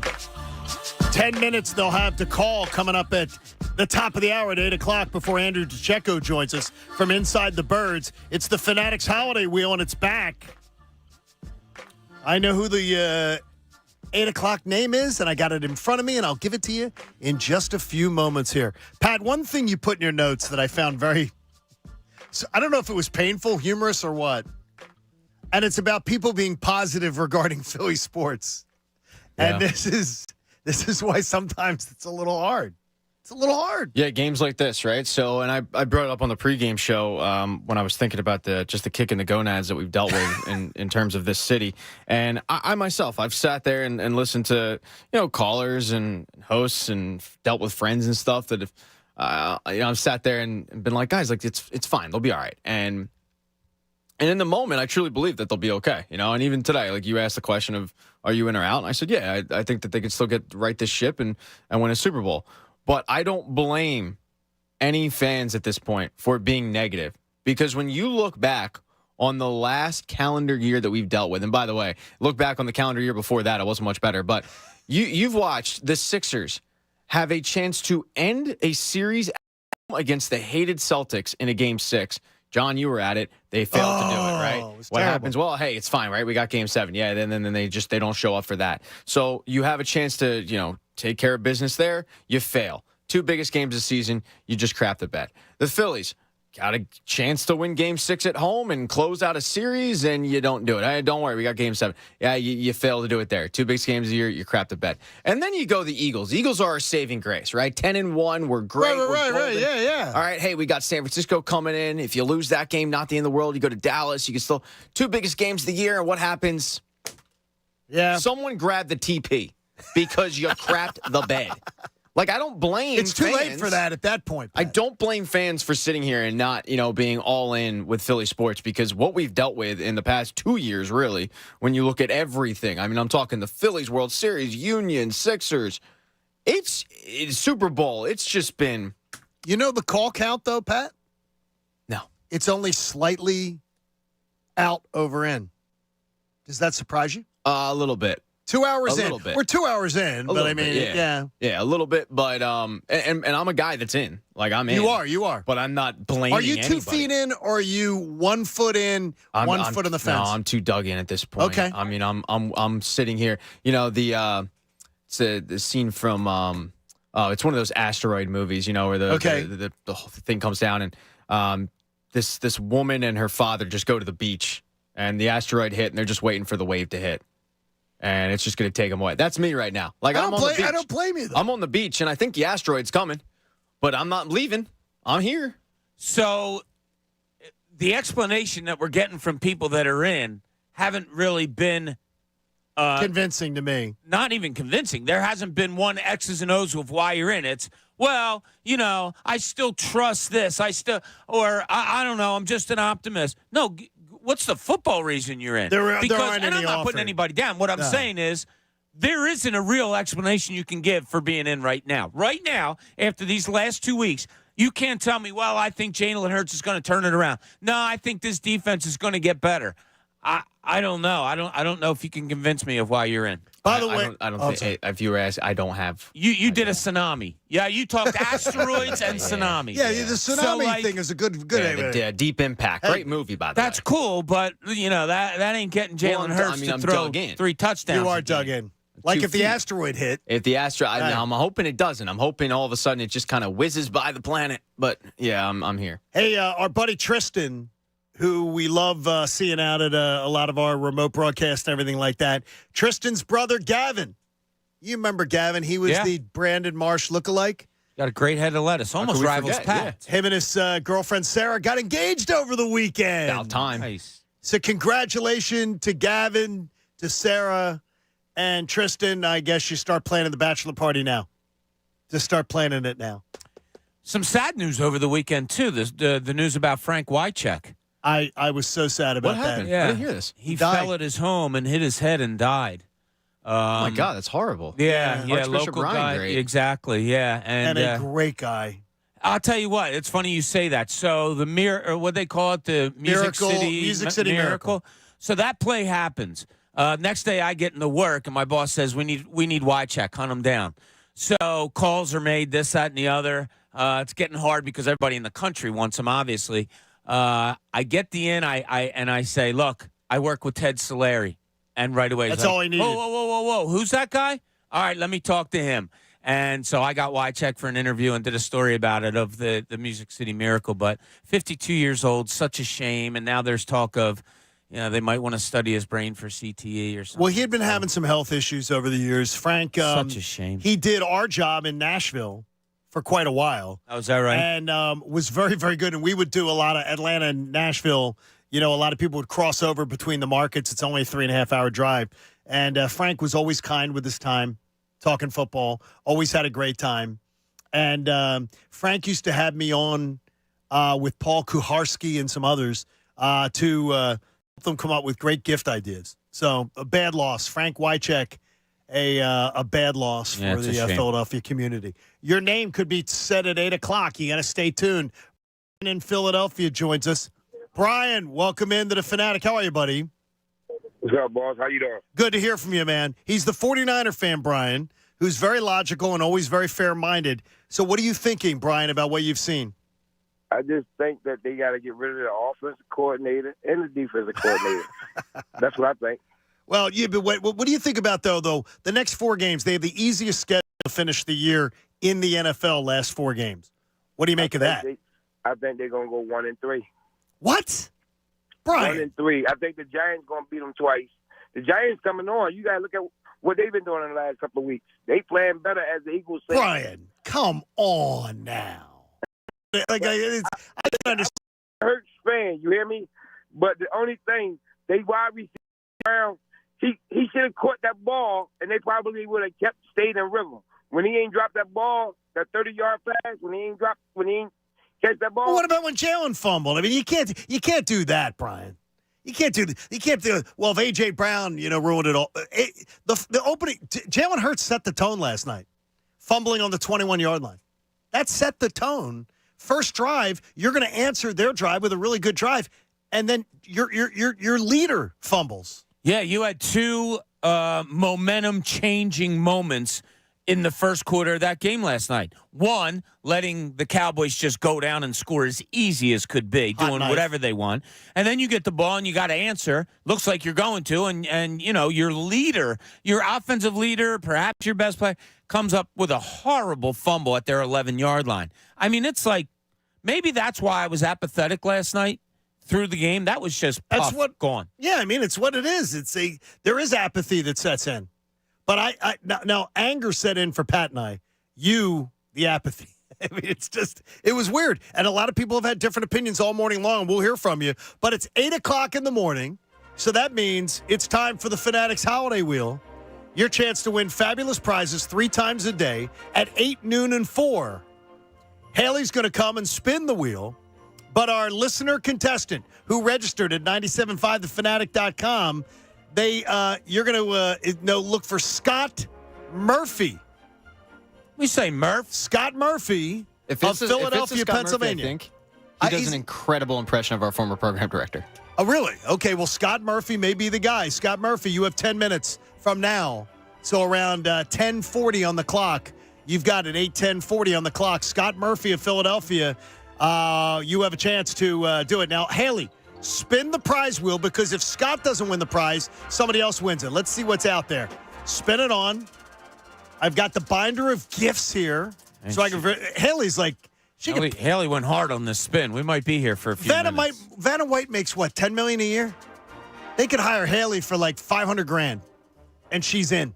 All right, it's getting ready to start. This is the greasiest wheel I've ever seen. It is still rolling, and it stops on our friends from Corona. And Bob, you love the Corona people. Oh yeah, we were hanging out with them last night. Awesome time. Your Fanatic Holiday Prize Wheel is a case of Corona. And Feliz Navidad and Happy Holidays from our friends at Corona. So a case of Corona on the line. And if we do not get a call back in 10 minutes at 215-263-0975. 215-263-0975. If Scott Murphy doesn't call back, then that prize will carry over to the midday show. Oh. So be looking. A case of beer from our friends at Corona getting things started. And lots of amazing stuff on the wheel, too. So stay tuned and get your name in. Go register at 975thefanatic.com. Let's go to the Comcast Business Hotline, where every day in business is a big day, and Comcast Business gets you ready for what's next. Here he is, Andrew DiCecco from Inside the Birds. And I wish you could get inside their heads, Andrew, because as we start the show today, it has been a frustrating morning. Half the people I asked them, are they in or out on this team being a Super Bowl team? Good morning to you, and where do you sort of sit on that question? Good morning, John, and the morning team. But, well, the Eagles' best play from last night, aside from Jalen Carter's scoop and score, was that well-executed 28-yard fake punt pass from Brady Mann to Olamide Zaccheaus. So that kind of sums it up right there. Do I view them as a Super Bowl team? Not today, John. Not today. For a second consecutive week, the Eagles were outclassed. And oftentimes in defeat, you're able to sort of pinpoint areas of concern that need addressing. But this was across the board. It was coaching, penalties, turnovers, drops, poor execution. And look, losses are unavoidable, but it's the manner in which this football team has lost their games that's troubling, losing by a combined 43 points to the 49ers and the Cowboys. The way I saw it, it was the 49ers and the Cowboys set the temperature, and the Eagles came up small. Andrew, it's easy to have all these sickening feelings for fans today after the last 2 weeks. But what has been the most disappointing thing to you throughout this whole season concerning this Eagles team, either side of the ball? I would say the lack of continuity on defense, the communication breakdowns that continue to happen week in and week out, Bob, despite the veterans that they have on the back end. They have a lot of all-pros on this defense, and it's kind of hard to fathom when you're watching watching everything unfold. They don't have they're terrible at getting off the field on third down. They don't generate any pressure on third downs, but also they're providing very little resistance to offenses, and it seems to be getting worse as the season goes on. So I think given the talent and the resources that you invested on your defense, you traded for Kevin Byard, you have two corners, you prioritize bringing back James Bradbury. To have these sort of shortcomings this late in the season, to me, I think that has to be the most concerning. Yeah, it is a little bit of a problem right now for this team. And one thing I'm worried about is their energy. There really doesn't seem like there's a ton of energy going on right now, or a ton of – I hate to question, effort. But I got to tell you, my eye test is saying to me, there's a little bit of a problem. Well, I'll never question anyone's effort, John, but I will say that I do feel like the energy is sort of lacking on the team. It seems like they have yet to meet the moment, whereas the other teams that they've played in consecutive weeks, the NFC powerhouses, they've sort of punched them in the mouth, and they've dominated in the trenches, two areas that the Eagles have heavily prioritized over the years. And that's really uncharacteristic for this Eagles team. And it's really troubling to see how they are responding to the physicality and the energy levels of their opposition. They just haven't been able to meet the moment. So I think it's fair to question that, but I don't know that it's an effort thing. If you can break it down, Andrew, offensively, a lot of the ire has gone towards Brian Johnson. But I was saying to John during one of our breaks, when do you ever see a replay on television of an Eagles wide receiver running a terrific route? I haven't seen it in weeks. Last night I saw it 4 or 5 times with Dallas. How do you break down the efficiencies of the offense? Yeah, so that's really interesting. So the way I see it is the Eagles were in position, Bob, to counter Dallas's first score, but you have the OPI that wiped away a 14-yard pass to Dallas Goedert that would have set up the offense at the 7-yard line, and Jalen Hurts fumbles on the next play. You have a 3rd and 5 early in the second quarter, and A.J. Brown drops a pass that he can catch in his sleep, that we've seen him catch countless times over again. Devontae Smith drops a wide-open touchdown, or I guess a would-be touchdown in the third quarter that couldn't have been thrown any better if you walked it down there and handed it to him. And Devontae's among the shortest-handed receivers in the NFL. They fumbled both times. They weren't getting good play, game-winning plays from their star players. And I think that it's easy to point at Brian Johnson because of all the talent the Eagles have on the offensive side, and because they haven't generated more than 7 points going into the break in the past 4 games, which is incredible to think. But you guys have to be able to execute too. And last night, I can pinpoint it and say that was sort of an execution issue. There were some questionable calls there, but I think by and large, at least last night, that was more of an execution-based blemishes on the offense. You can follow him at Inside the Birds, Andrew DeCecco. Follow him on Twitter. You get access to all his great information. He joins us here on the Comcast Business Hotline, where every day in business is a big day. So let me get to this a little bit. Is if there's one thing that you think is very fixable, what is it? And if there's one thing you think they're not going to be able to fix, what is it? So the first part of that, I would say offensively, I think given the talent that you had there and the offensive line and Jason Kelsey and Lane Johnson, I think you're going to be able to generate a more rhythmic offense than what we've seen. I don't have a lot of cause for concern there. Jalen Hurts seemed to look a little spry running the football yesterday, so it seems to be that his knee looks a little bit improved from a health standpoint. So I think that the offense is going to be able to get it together, at least enough so, John, where they're going to be able to keep pace with, they have a favorable schedule, but I think they'll be able to get back on track there. Defensively, it's going to be really hard to clean things up on the back end this far into the season with the communication breakdowns, the shuffling of personnel, the tackling deficiencies. Like, those things aren't exactly correctable at this stage.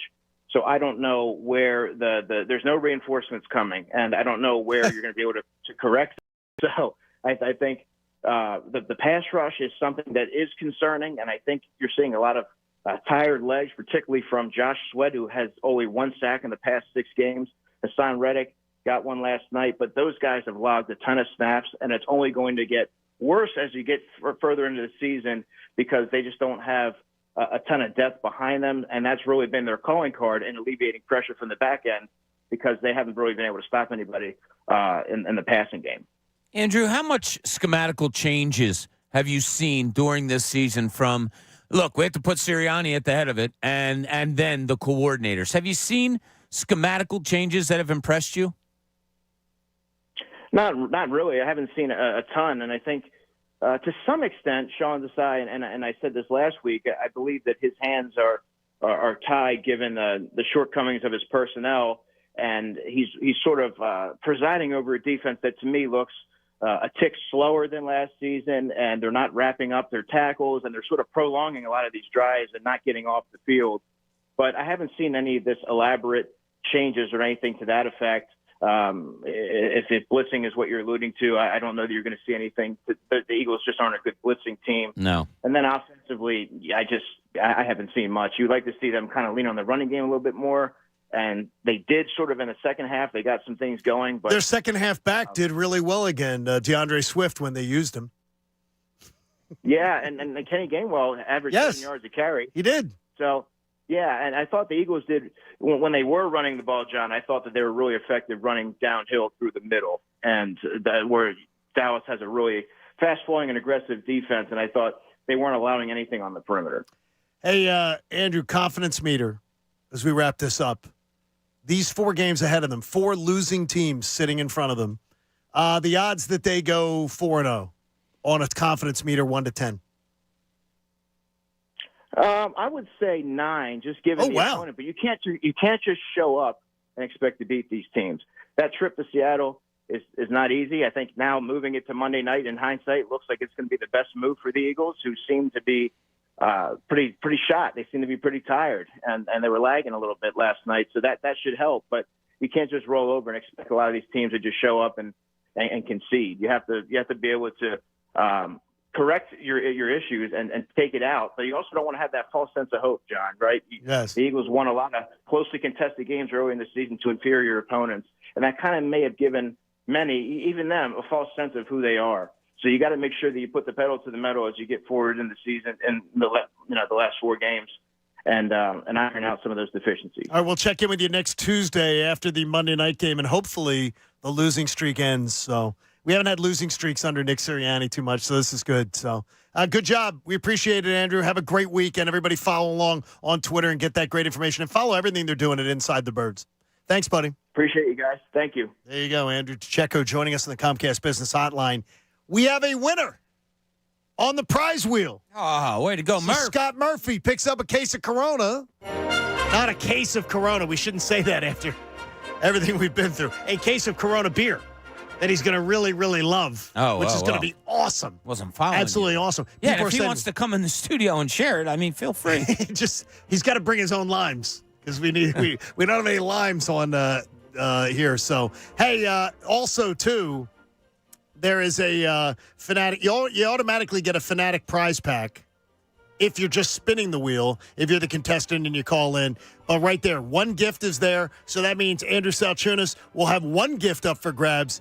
You got to be listening at noon and then at 4 p.m. today with the best show ever. It's the Fanatics Holiday Wheel, and it's glad to be back, and we appreciate it. There are so many things. A barbecue fire pit from Physique from Landis Block and Concrete. Hand and Stone gift card for a massage and facial. The Flyers Santa Sack is out there. $150 Amazon gift card. Flyers Blue Jackets tickets. $100 Golden Nugget Jewelers gift cards. Sixers Pistons tickets. So much up for grabs on the Fanatics Holiday Wheel. Be listening at noon today and 4. And tomorrow morning again with us. You can get registered at 975thefanatic.com. and get yourself in, which we appreciate it. Hey, a Football Monday on the Fanatic is presented by Pierce Phelps, Bryant Heating and Air Conditioning Contractors. Visit nopaybryant.com for flexible spending options on a new heating and cooling system. Did Andrew to check?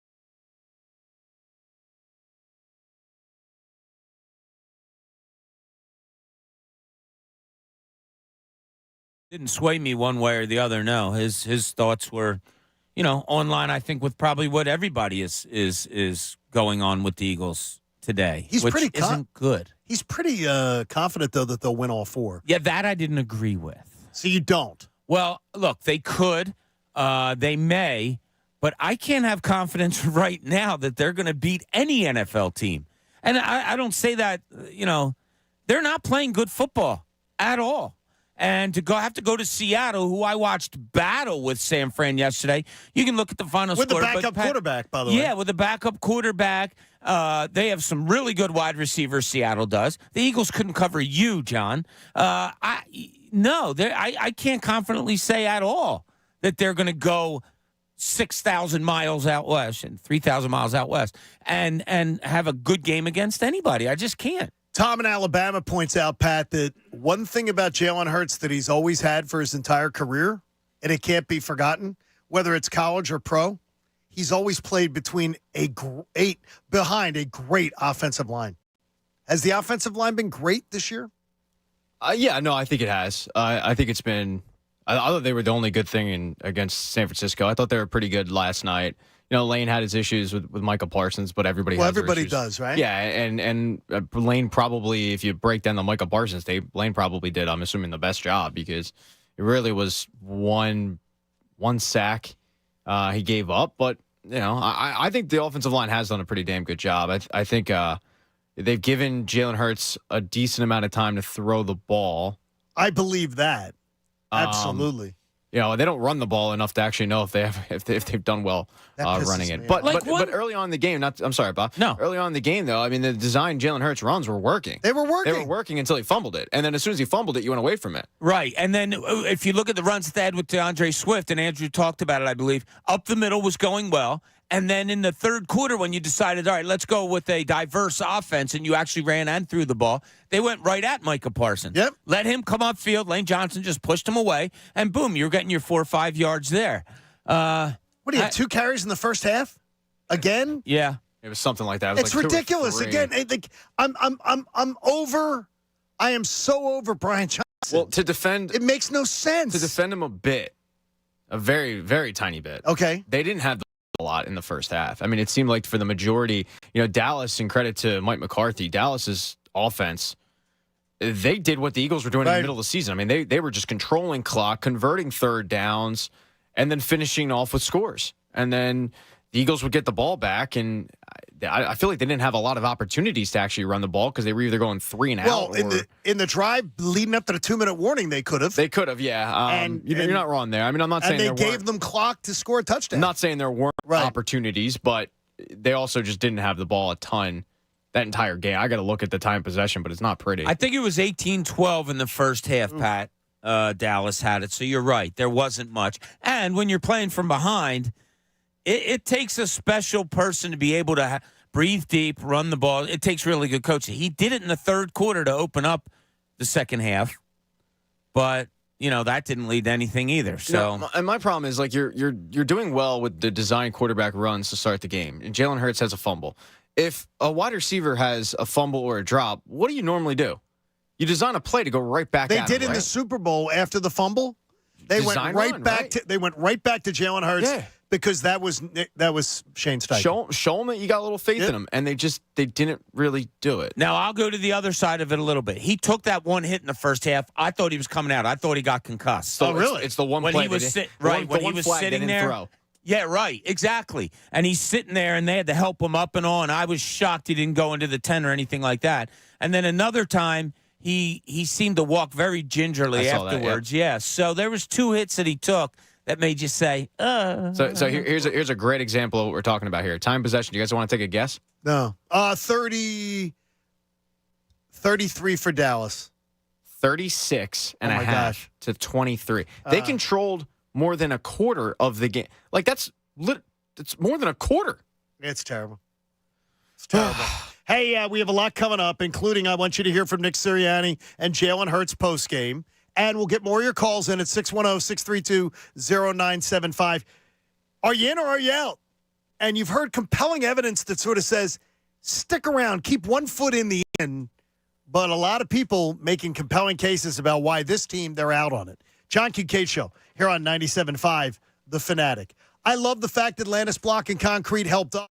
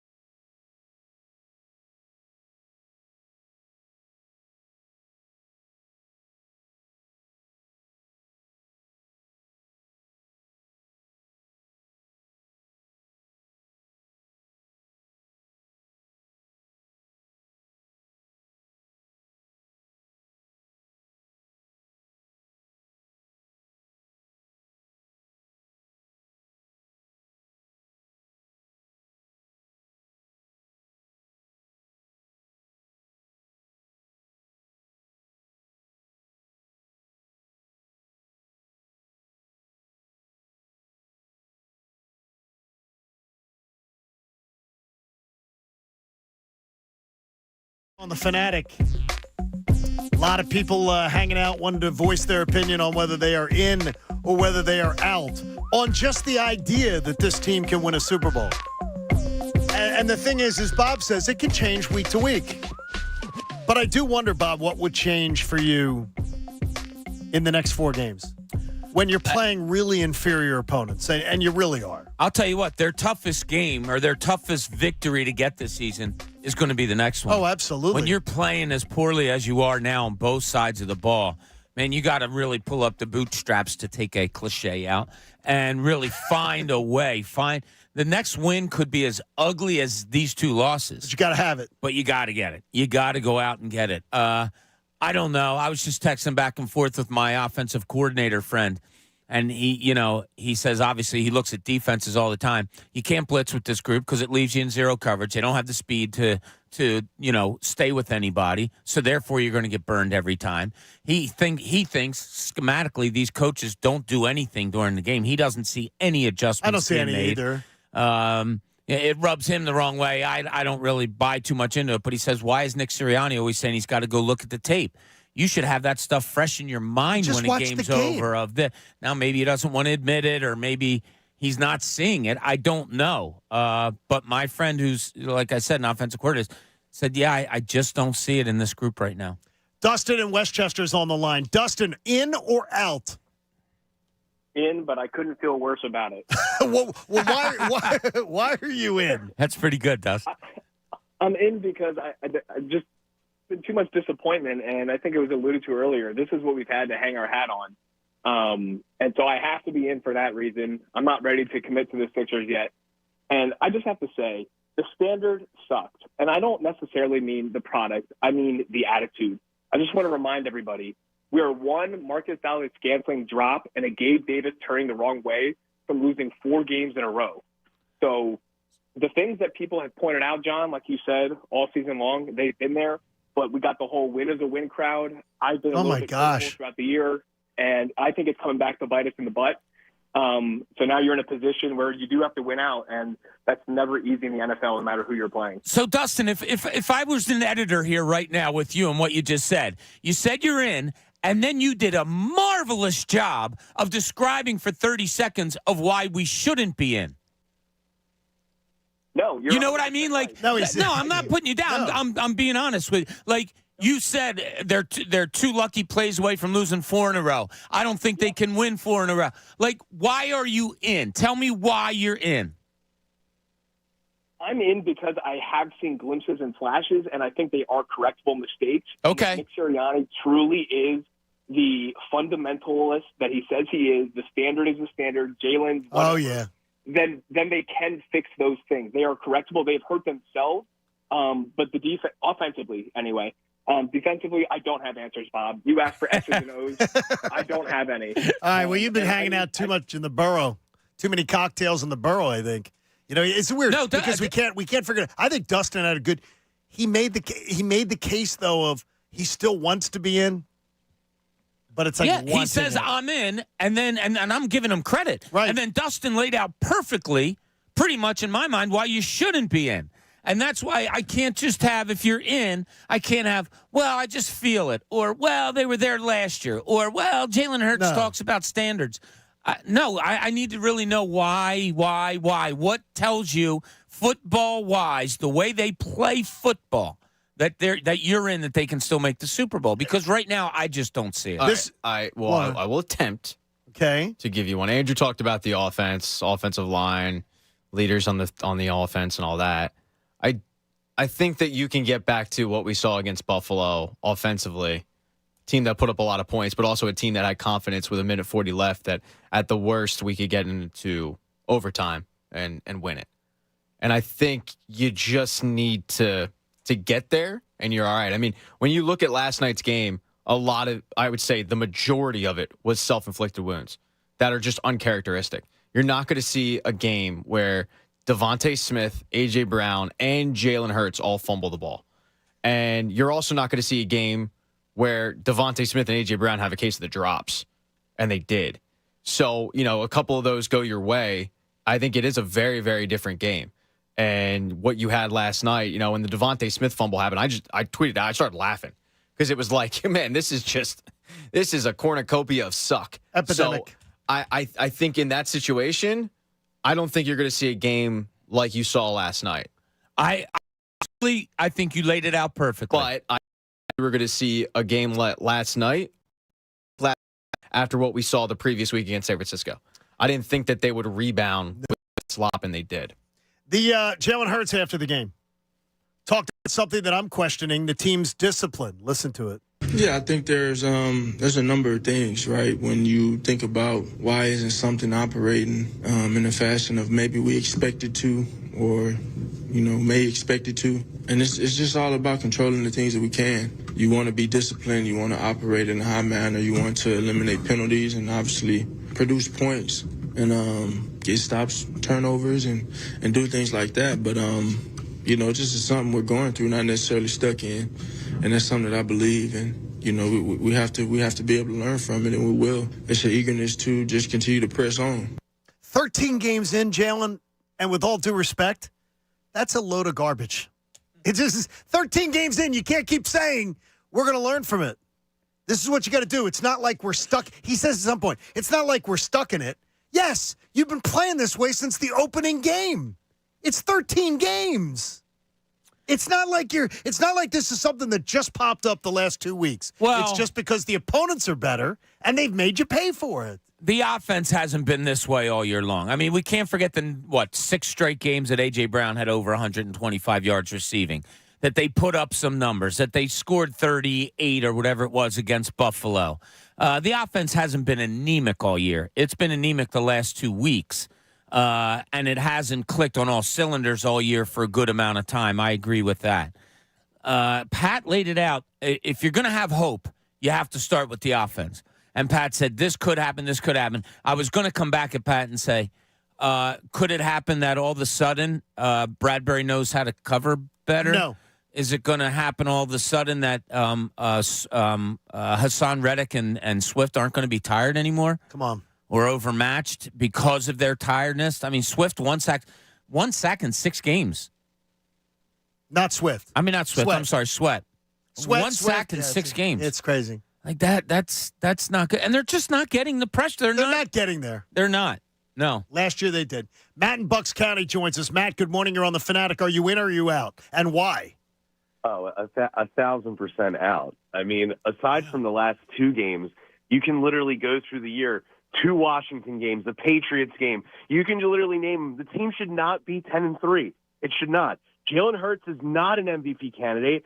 He has 15 turnovers this year, and people are talking about him being the MVP. But that's simply because of their record and because they've gotten lucky. Well, Matt, we're not doing this again. You did this last week. We're not doing this. We're not doing this again. This is last week. It was they're lucky. They're lucky. That's all they did. They're more than lucky. We heard that last week. Same song and dance. It's not going to be – this team is – you don't go 10-3 based on only luck. But I think it was the – I think it's a lot of luck. I think it's the opponent that was the difference. This team was talented enough to get away with stuff when they played weaker opponents. When they play weaker opponents, they could get away with it. I look at that Miami game, and it seems like a mirage. That one game, and I don't know if it's the matchup – or whatever, but that one game was just – that's a game that they haven't played otherwise. Yeah, the defense that they played in the second half against the Rams after getting carved up a little bit in the first half, that was good. Like you said, the Miami game, and I came in here just glowing about how I thought they were defensively coached in that game. It seemed like they were everywhere they were supposed to be, very keen on how fast Miami was and limiting them in the yards after catch, but man, it's gone downhill since then. Nick Sirianni says there's one place that this all begins and ends. We haven't played detailed enough. We haven't coached detailed enough the last 2 games, and we are what we put on tape. With us, we're not doing well enough right now coaching or playing against 2 really good teams the last 2 games. Again, it starts with coaching and then goes to execution. I like the fact that he took ownership of that, but he's done that before. They do it every week. It's, I got to put them in a better position. Some point We you gotta talked do about it last week. It seemed like the PR guy said, "Look, I'll buy you some donkey cheesesteaks if you announce more than 15 times in your press conferences that you got to put guys in better positions." We'll find out. What's the message going to be going to Seattle? This is what Nick's had to say. We hit the wrong button here. Hold on a second here. played deep. Yeah, it's freezing. Oh, it's freezing up on it's it. All right. Well, yeah, we'll hear his message to the team coming up. I mean, it just Give me a is second. I strange. have to restart the machine. It's all right. Don't worry about it. Don't worry about it. I'm It's worried about I it, hit the man. wrong button. It's okay. You're covering for me. I'm Sean Stop. Desai right now. Stop covering for me. I'm not covering for. I'm Sean Desai. Please. You're adjusting on the fly? That's not Sean Desai. No, I'll adjust at 10 o'clock. That's Sean Desai for it. So we can't do the other soundbite I wanted to play? Or we'll take a call, and then we'll regroup on that one. Walt in Philly joins us. Walt, good morning. You're on the Fanatic. Are you in or are you out, Walt? Guys, I'm out. But first of all, good morning, and sorry for that loss last night. But I don't want to come on talking anything about negativity. I just want to start with saying, the Cowboys beat the Seattle Seahawks. The 49ers just played the Seahawks. The Seahawks hung in there with them. And now the Eagles go to play the Seahawks next Monday. Okay. What are your thoughts? We're hearing these 4-game winning streaks coming up for the Eagles. What are your thoughts that they even get past the Seahawks? And with the Giants having a 2-game winning streak now, are they figuring things out with coming up in the future having to play the Giants twice?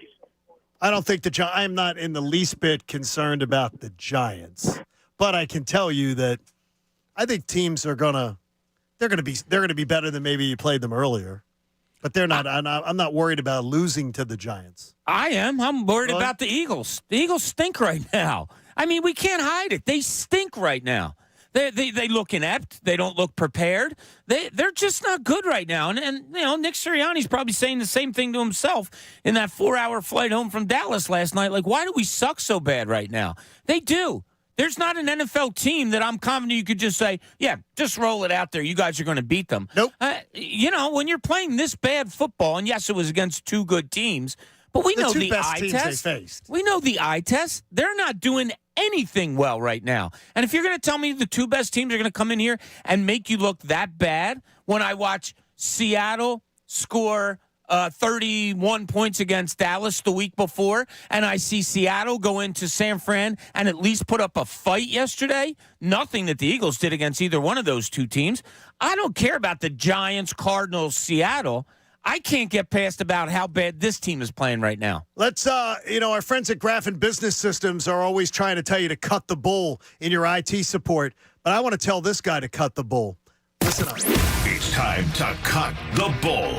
Presented by Graffin Business Systems, your no-bull partners for everything IT. Here's Patrick Mahomes yesterday after the game, and if you saw it, there was a call that was blatantly obvious. Blatantly obvious offside call that worked against him on a game-winning touchdown, and Patrick Mahomes acted like a 5-year-old, and then it didn't get worse. It got worse post-game. It's the call, man. Just in that moment, I mean, it's not even for myself or for me. It's just I know how much everybody puts into this game, and for it to happen on a flag change the outcome of a game. In that moment, I mean, I've played 7 years, never had offensive offsides called. Really, Patrick? You seriously? I mean, you seriously are going to spin that after you won your 2nd ring because of honestly, a ticky-tack at best holding call on James Bradbury? You have a very short memory on being able to win and benefit by calls. Pat had a great tweet. Not shedding a tear over a guy who gets all the calls, complaining when one that was blatantly obvious. There's no argument that went against you. Hey, my tweet said my heart bleeds for him. Yeah, well, guess what? And I feel like I was speaking for all of NFL fans. My ears bleed for Patrick Mahomes. It's not only that high-pitched voice, it's that whining. Hey, Patrick, cut the bull, would you? Graffin Business Systems can help you out, too. You need to upgrade your cybersecurity. You need to upgrade your infrastructure, technology infrastructure. They've been around longer than I've been alive. Check out Graffin, Graffen. Check them on out. Go search them on the web. You'll find them. They're the best. Graphic Business Systems. Appreciate them being a part of it. Robert in Collegeville joins us. Robert, good morning. You're on the Fanatic. In or out, Robert? In or out? Absolutely out. I've been out a couple of weeks already. And we're talking about Super Bowl. I still think it's a good team, but we're talking out if they're going to win the Super Bowl and no chance. No, they would get to the Super Bowl. That's it. But I mean, still the same thing. I don't think they can get there. They can't get. I mean, you just basically played two of your roadblocks, and you just got embarrassed by both of them. And the Seattle game is no gimme. I don't see how they'll beat. Who's going to cover Metcalf? Who's going to cover Lockett? Who's going to stop Walker? I mean, they're legitimate offense. They are legitimate. They may not have their starting quarterback, which they had Drew Lock yesterday, and he didn't play terribly. But when it came time to score touchdowns, they weren't prepared. So I think that could work potentially in their favor. Thank you for your call, buddy. That could work in their favor, maybe. Yeah, I don't know. That's where you are. I don't know. We can try to spin things as much as we want, but it just comes back to I don't know. I don't. And they showed things last night and the week before that we can say, oh, we should have known this because we saw hints of it. Okay, I understand that. But I never, ever would have thought that I was going to come out of a game and come on the air the next day and talk about Jalen Hurts, A.J. Brown, Devontae Smith, all fumbling in Dallas and losing fumbles in Dallas territory. Our buddy Kevin Cooney from the weekends here at 97.5 The Fanatic put out a tweet last night. There's been no improvement and no adjustments all season. They've played two really good and balanced games. At Tampa, you, Pat, Junis, were there for that one. That was a well played game. You never worried about that game going against them. Never. No, but Pat, I don't know. We were there. I didn't think we came away with the feeling like, oh, what a great performance. I thought that was one of the, they won, but they didn't click on all cylinder games. Yeah, they put up points, but you came away going, it could have been a lot better. I mean, they had that tush push. They got stood up at the goal line. Jalen Hurts also threw an interception, I believe. But it was never a situation like you were worried that the game was not going to go the Eagles' way. It had more to do with the opponent, though. But I do remember coming out of it going, all right, they'll get it right. And I think they still put up like 26. 25, I believe. Yeah, it was something like that. And I'm just went, all right, like they left points on the board, but that's okay. They got the W, and they'll get it right. It hasn't gotten right. And then Miami. That's sort of Miami the game. was a really good game. He puts Tampa and Miami. I mean, I love the balance of the Tampa game, though. They ran the ball. They had balance in the offense, which has just gone away. I'm done trying to figure it out. And Sean Desai, I have no idea what they're doing. I just have no idea what they did this whole, having to deal with that a whole week to prepare for that game, and you came out that poorly. And again, I don't want to give not credit to Dallas because Dallas was well prepared. They were slick. And then in the second half, the defense did have them puttering a bit. There was an opportunity to get back in that game. Yeah. You just didn't take it. No. You didn't take it. I had one little prediction last night that came true to myself, and I snickered. So the Eagles go for a tush push. We know what came out this week, that Roger Goodell was going to push to get that, stopped. By the way, that changed. Okay, but the story was out during the week. Yeah. He wants it stopped. Eagles go to run a tush push. Here comes a flag. Now, all the highlights I've seen, the still shots I've seen on Twitter, Eagles line up in the neutral zone. Nothing. I mean, nothing there. Are they looking to, out it that way? Well, the flag was against them, wasn't it, on the tush push? No, flag on the Eagles. Oh, I didn't think it was last night. It was like an offsides. They got it. I think they said lined up in neutral zone. Yeah, because there's many. They did, and they're looking for it, and I don't. On Twitter, there is absolutely no proof of it. Yeah, it's a phantom call. I mean, the rest just got flag happy last night. It was a little flag happy last night. Oh, it was horrible. And I am not, though, and you're not doing it. I'm not accusing you guys of doing it, but I am not blaming the referees for what happened last night. No, the refs were not the problem. They were just an annoyance. It's annoying that Dallas gets 3 penalties on them and they all get picked up. Nope, no foul on the play. But when you saw the replay, I didn't see there should have been a foul. But I wonder who threw the flag inadvertently because I looked at him 3 times. Yeah. When they showed the replay, it didn't look like there's anything. Well, then don't throw the flag. I got you. I got you with that. That is annoying. Yeah, hey, and the pass interference on Slay was ridiculous. I mean, that was the one in front of him. Ticky-tack at best. I saw nothing. I don't know. And then the ball was thrown in the dirt. I don't know. But it's not the reason they lost. Bob says, though, it's becoming really obvious what people are doing against the Eagles. and he's going to point it out to you next as we round out this 8 o'clock hour. Hey, remember the prize wheel today, the holiday wheel, at noon with Andrew Salchunas, and at 4 with the best show ever here on 97.5, The Fanatic. With winter here, it's getting colder. And this morning, you may have woken up to snow on the ground. Yeah, on your grass and everything. Your energy bills are going to be at an all-time high this year because costs are just through the roof. So Window Nation says we want to help you out at the best time you ever needed us. 50% off all styles of windows. Okay, that's a great, great deal in and of itself. But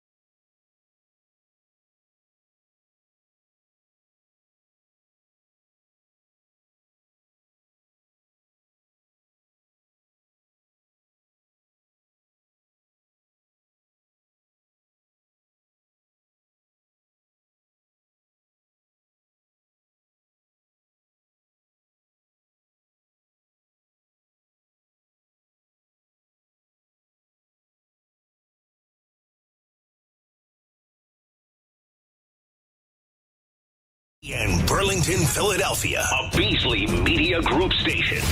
Official home of the Sixers, Flyers, Union, and the best Eagles talk in Philadelphia. 97.5, The Fanatic. Now, back to the John Kincade Show on 97.5, The Fanatic, Philadelphia. Appreciate you hanging out with us on this Monday, and it can be painful at times after a loss, as we all commiserate with each other. Thanks to the YouTube crew. Thanks for those listening on the app, wherever you are. John Kincade Show on 97.5, The Fanatic. I wanted you to hear a couple of the sound bites. One of them from Nick Sirianni, as Nick Sirianni talked about his message to the team as they get ready to head to Seattle. Just the same as it is if you win 5 in a row or win 2 in a row. Play the next play. Move on. Learn from your mistakes. Get the guys ready to play physically. Get the guys ready to play mentally. Have the right message for the week based off of what's going on. Manage the game well. And now we're going through some adversity. Adversity can do a couple things to you. It can break you, or it can make you way better. Okay, does that aggravate anybody else the way it aggravates me? Seriously? No. How many times can you say the same thing over and over again? But you don't do it. Get rid of your aggravation by not expecting him to say anything. I mean, this has been a 13-week thing. You're not going to hear. I don't know what it is you want to hear, but you're not going to hear it. Well, I want to hear, what are you working on? What are you going to do? Hey, other team, we have to do a better job of running our, halfback screens. Like he's not going to tell us. No, I mean, the idea, though, is that there doesn't seem like there's no answers. He says, we're going to break down the tape. We're going to look at it. We're going to get it fixed. It never happens. It never happens. What do you mean it never happened? They've won 10 of 13 games. Yeah, but They've done stuff that have made things work to win football They're games. a bottom 5 points defense in the league. Okay, I know that. They've plummeted. They were top 10 7 weeks ago. Now they're in the bottom 5 of the entire NFL. They're not fixing anything on that. And the offense, if you think the offense is fixed after watching the last 2 games, I just don't know. Those are good teams. It's easier to score against teams like the Commanders and those type of clubs.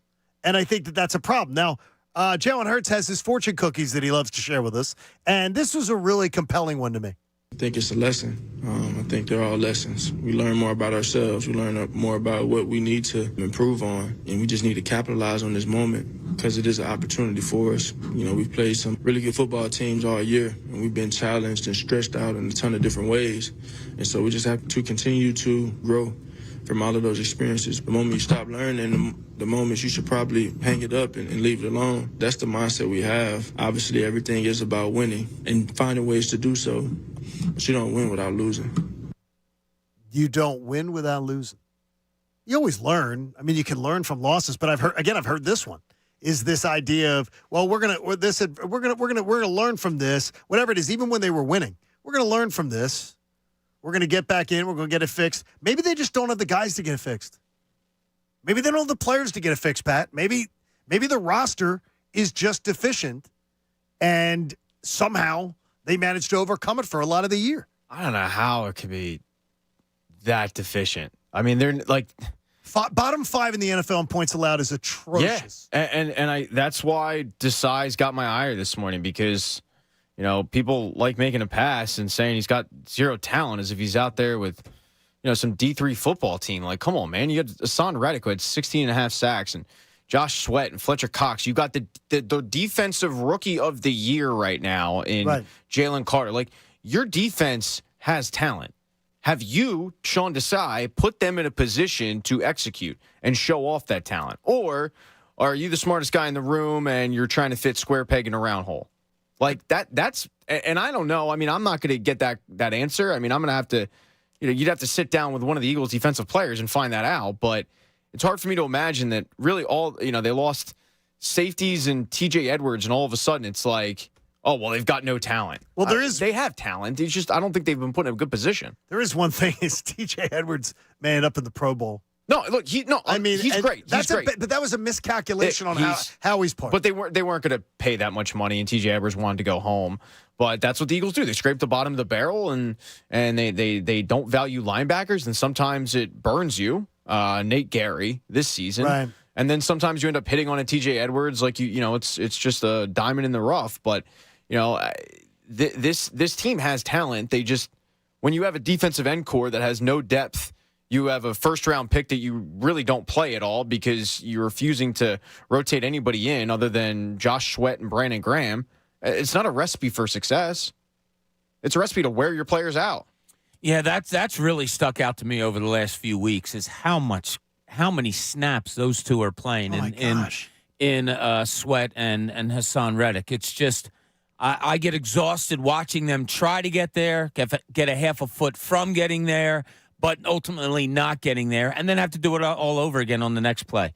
They do need depth there tremendously. Got to watch, though, this team you're going into play. They are 4-2 at home. They got the Eagles and the Steelers left on their schedule. They are 4-2 at home. So Seattle is going to – it's going to be a monumental challenge, honestly, that trying to beat this team. But their offense isn't spectacular. That Dallas game was really a weird anomaly. Like that, they put up 35 at Dallas and had the lead in the fourth quarter. Yeah. And they traded score for score with them. I don't know. And people are like, well, is Dallas looking ahead? And Andy this morning in King of Prussia sends along a note, and he's like, John, you keep saying the sky's not falling, but the way I look at the standings right now, if Dallas wins out, they're sitting ahead of the Eagles right now. Andy, I hate to ruin your morning, but if the Eagles go 4-0, the Eagles are the second seed.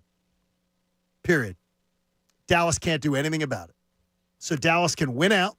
The Eagles can win out. And the Eagles will be the NFC East champions and will be in the second seed. Dallas will have nothing to say about it at that point. But assuming those wins, Bob, is again, I disagree on the Giants and the Cardinals at home, absolutely. And I'm hoping that last one doesn't matter. But the Seattle game, I'm telling you, we'll talk about it all week. It scares the hell out of me. And it's not a good place to play either. Hey, if the Giants were coming in here this week, it would scare the hell out of me after the way the Eagles performed the last 2 weeks. It just say that's a week-to-week thing. Maybe they turn it all around. They go out to Seattle and play a really good football game. That could be. Where do you think the confidence level of these players is right now? We can look at them robotically and say, yeah, well, they'll move on to the next game, and they're good enough that this and that. Turn the page. I got to tell you, that I guarantee that plane ride home last night from Seattle wasn't filled with clapping and cheering and here we go. It's a tough spot to be in, getting there. Seattle. Butts kicked. From Dallas last night. Yeah, that's not a great place to be.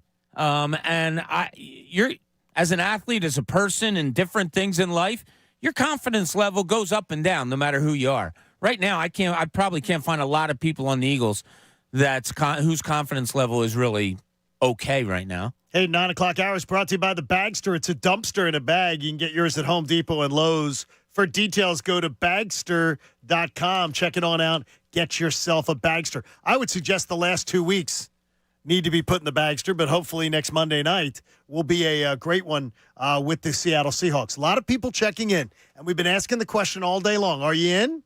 Are you out? But, Bob, there is one question I wanted to get to with you.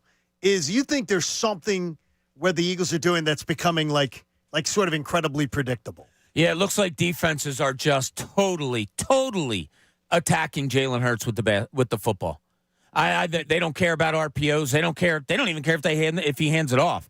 Like you saw Micah Parsons last night, which he's wont to do, but even more so, these guys are just attacking Jalen Hurts, and that's where it all begins and ends, it appears, to defenses when you're playing against the Philadelphia Eagles.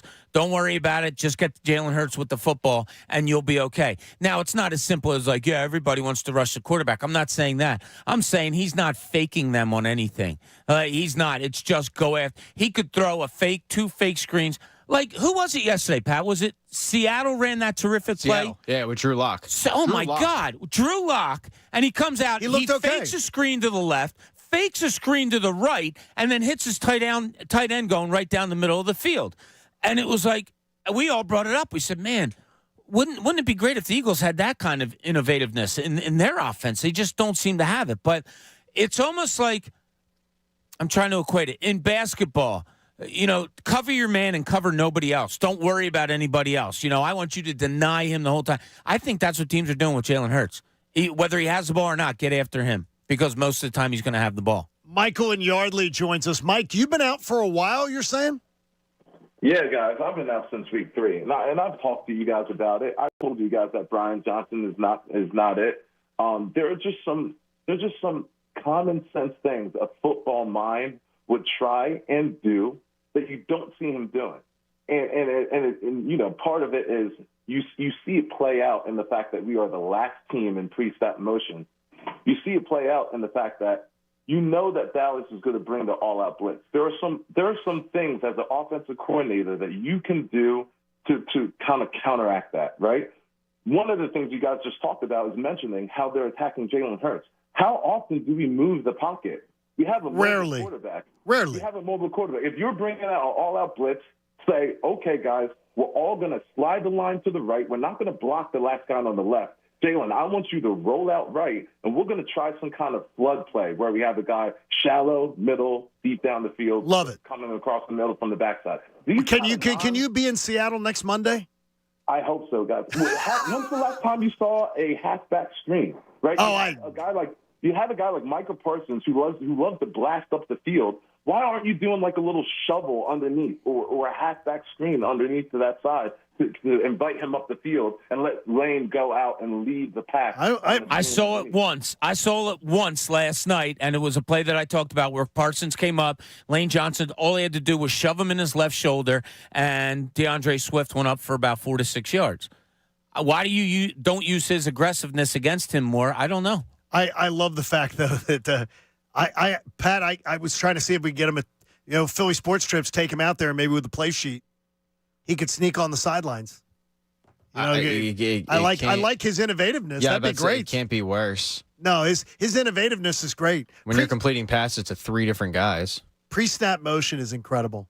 The lack of it is incredible. That's something that Andrew brought up yesterday on the pregame show, and it was a great point that Nick Sirianni said before, like, well, we don't motion, just a motion.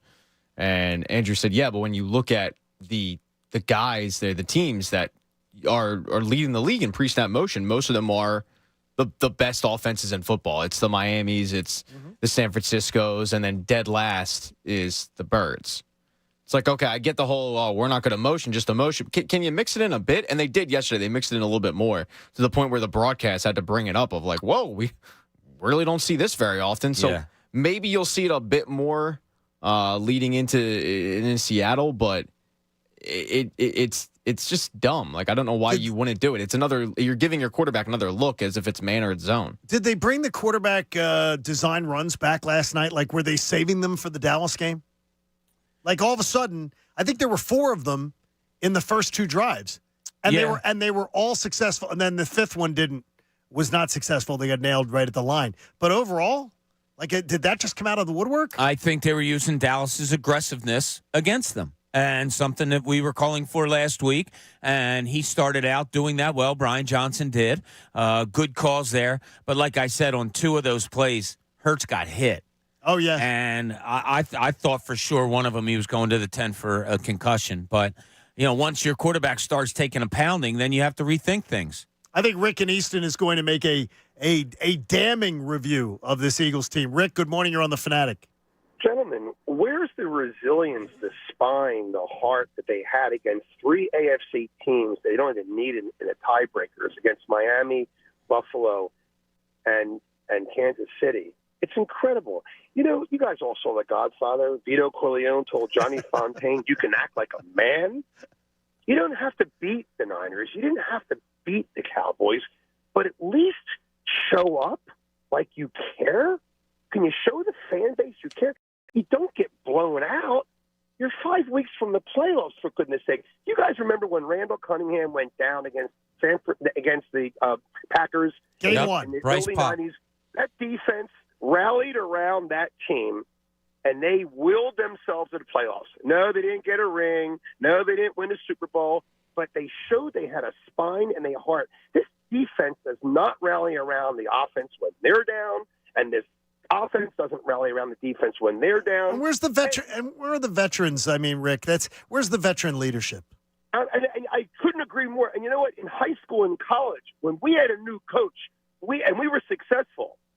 We went to the coaches and said, hey, coach, you know what? This kind of works for us. Why don't we look at doing this once in a while? You know what, Eagle fans? Do you hear laughter like in Moses and in Ten Commandments? Do you hear laughter, Pharaoh, in San Fran and Dallas? they're yelling, "Who's your daddy?"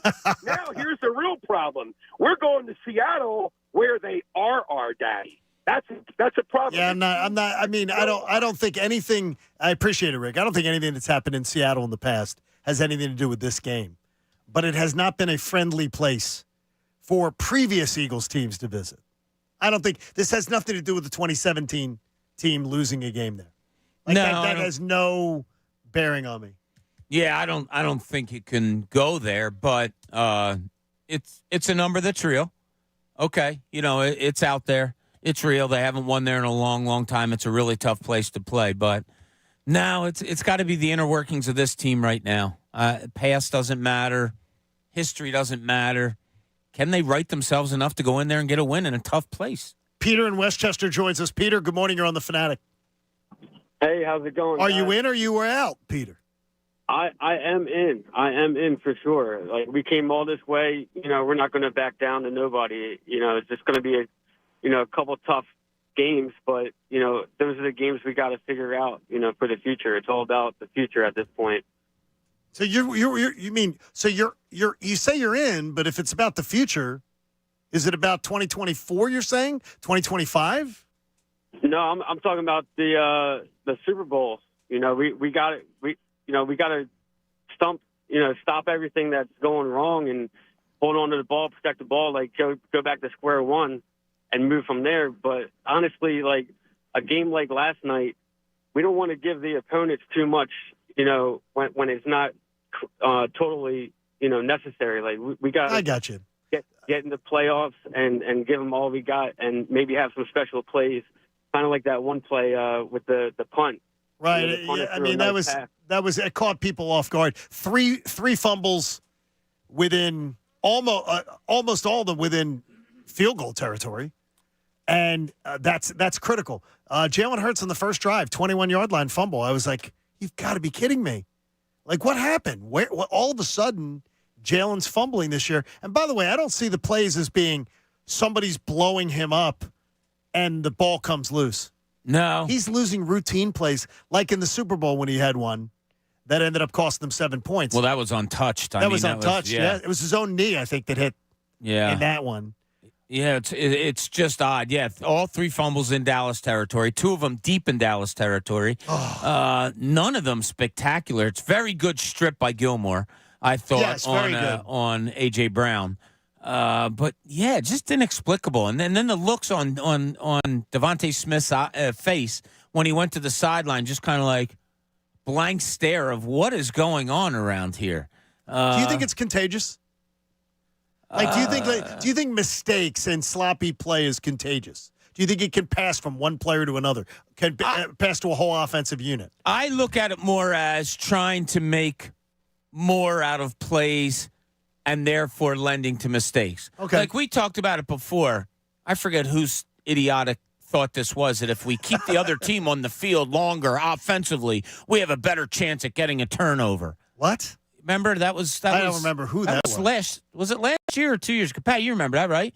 Well, we're all right if we're bend, don't break, because if they go from 7, 8, 9 plays, that gives us more of a chance to get turnovers. Oh, I do remember. Yeah. I forget who. Was it Schwartz? I don't know what it was. I don't know. It was something in discussion. Yeah, but that just makes absolutely no sense to me. It more towards, all right, I got an 8-yard gain. Winning, I'll take the 8 yards and boom, I'm tackled down. No, we're not playing well, so I got to try to get more. And now you're on your feet more, and boom, here comes a strip. All right, Brian's on the line, one of our jurors. Hand on the Bible, Brian. Give it to us. Your perspective. Man, well, not a good sleep, obviously. And, this whole season was going to be viewed in the lens of getting back to the Super Bowl. I mean, anything less than a Super Bowl is a bust. And now you stack up 2 weeks in a row against opponents that you have to go through to get to the Super Bowl. And we just look completely outmatched in offense, defense, coaching.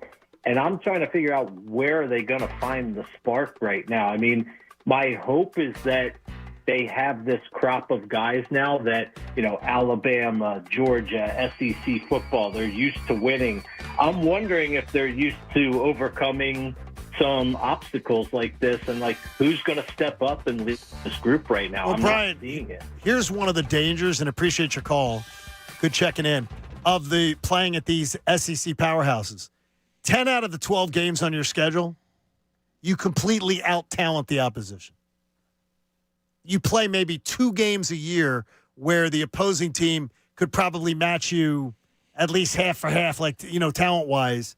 So sometimes that is something that's probably lacking for a because they didn't have adversity. When you go to the top powers, you don't deal with adversity.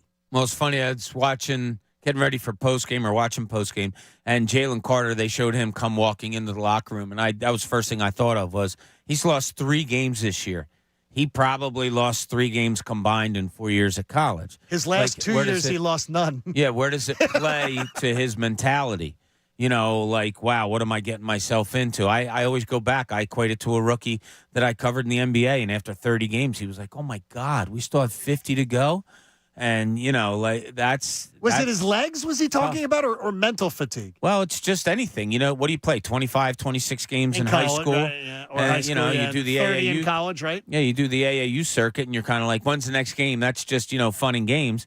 And then you get to the NBA, and you're 30, 35 in, and that's like 1 season of college, and you still have, hopefully, 2 more seasons to go if you're making the playoffs. That's a lot. By the way, speaking of that, Sixers hosting the Wizards tonight. Yeah. You'll hear it on 97.5 The Fanatic, looking to continue their winning streak. They're playing some good basketball. The Hawks sort of lame. They look lame Friday night, but I don't know if it was the Sixers made them look a little discombobulated or not, but that was a nice win. Well, they're missing their best player. Right. So when Trae Young was out, you kind of hoped. We missed but they ours. hung. Yeah, they hung for a while, and some good things. Joel Embiid was spectacular. He just looks like, to me this year, more than any, looks like he's hit the word dominant is really just going around his head. And the Flyers playing way above expectations. Yeah. They'll face Nashville tomorrow. You'll hear that on 97.5 The Fanatic. They play in Nashville. Winner was 5 in a row. How about that? They win it at Phoenix, and then they win at Colorado on Saturday night. That was an awesome win. That's impressive. That was an impressive win. Yeah, impressive. And they really they're on a streak right now, by the way, on the road of giving up 3 goals or less. And they're coming towards like the franchise record. I mean, that's how good this team is playing defensively, and Carter Hart's a big part of that. But you'll hear Flyers hockey tomorrow night on The Fanatic. Just want to give them a little love. But on these Eagles Mondays, obviously, we're doing the post-mortem. Pat says something about yesterday's game in his notes that I think is a little nuts. But Pat is a little nuts. So, I mean, we'll just figure it out. It's about whether the Eagles lost or whether they beat themselves. We'll get to it next. John Kincade Show here on 97.5 The Fanatic. I love the BetParks app, and if you want to get involved, you can already be thinking about all the great action that's out there for you tonight. Your local basketball team, 12-point favorites over Washington tonight, over under 243 points. So think about that one. I think I'm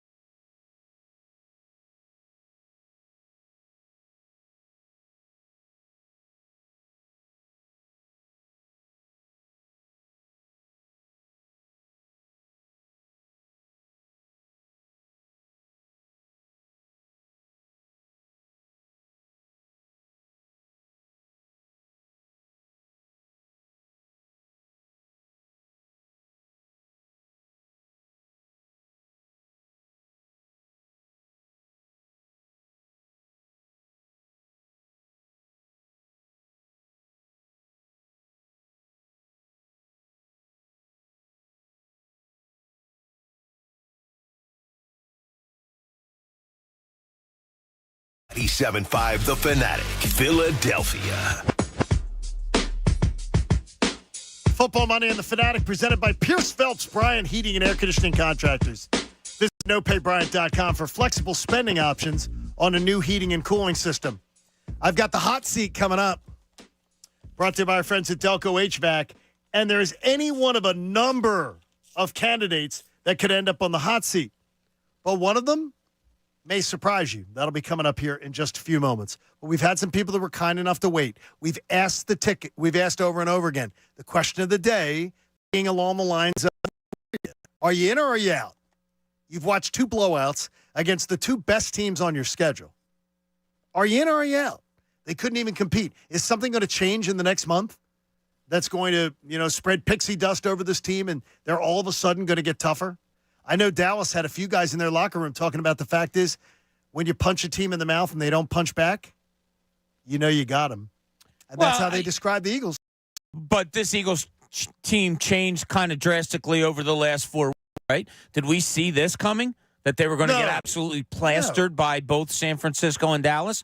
No. So changes in season do happen. It's tougher to go from really bad to good than it is to go from really good to bad, which appears to have happened.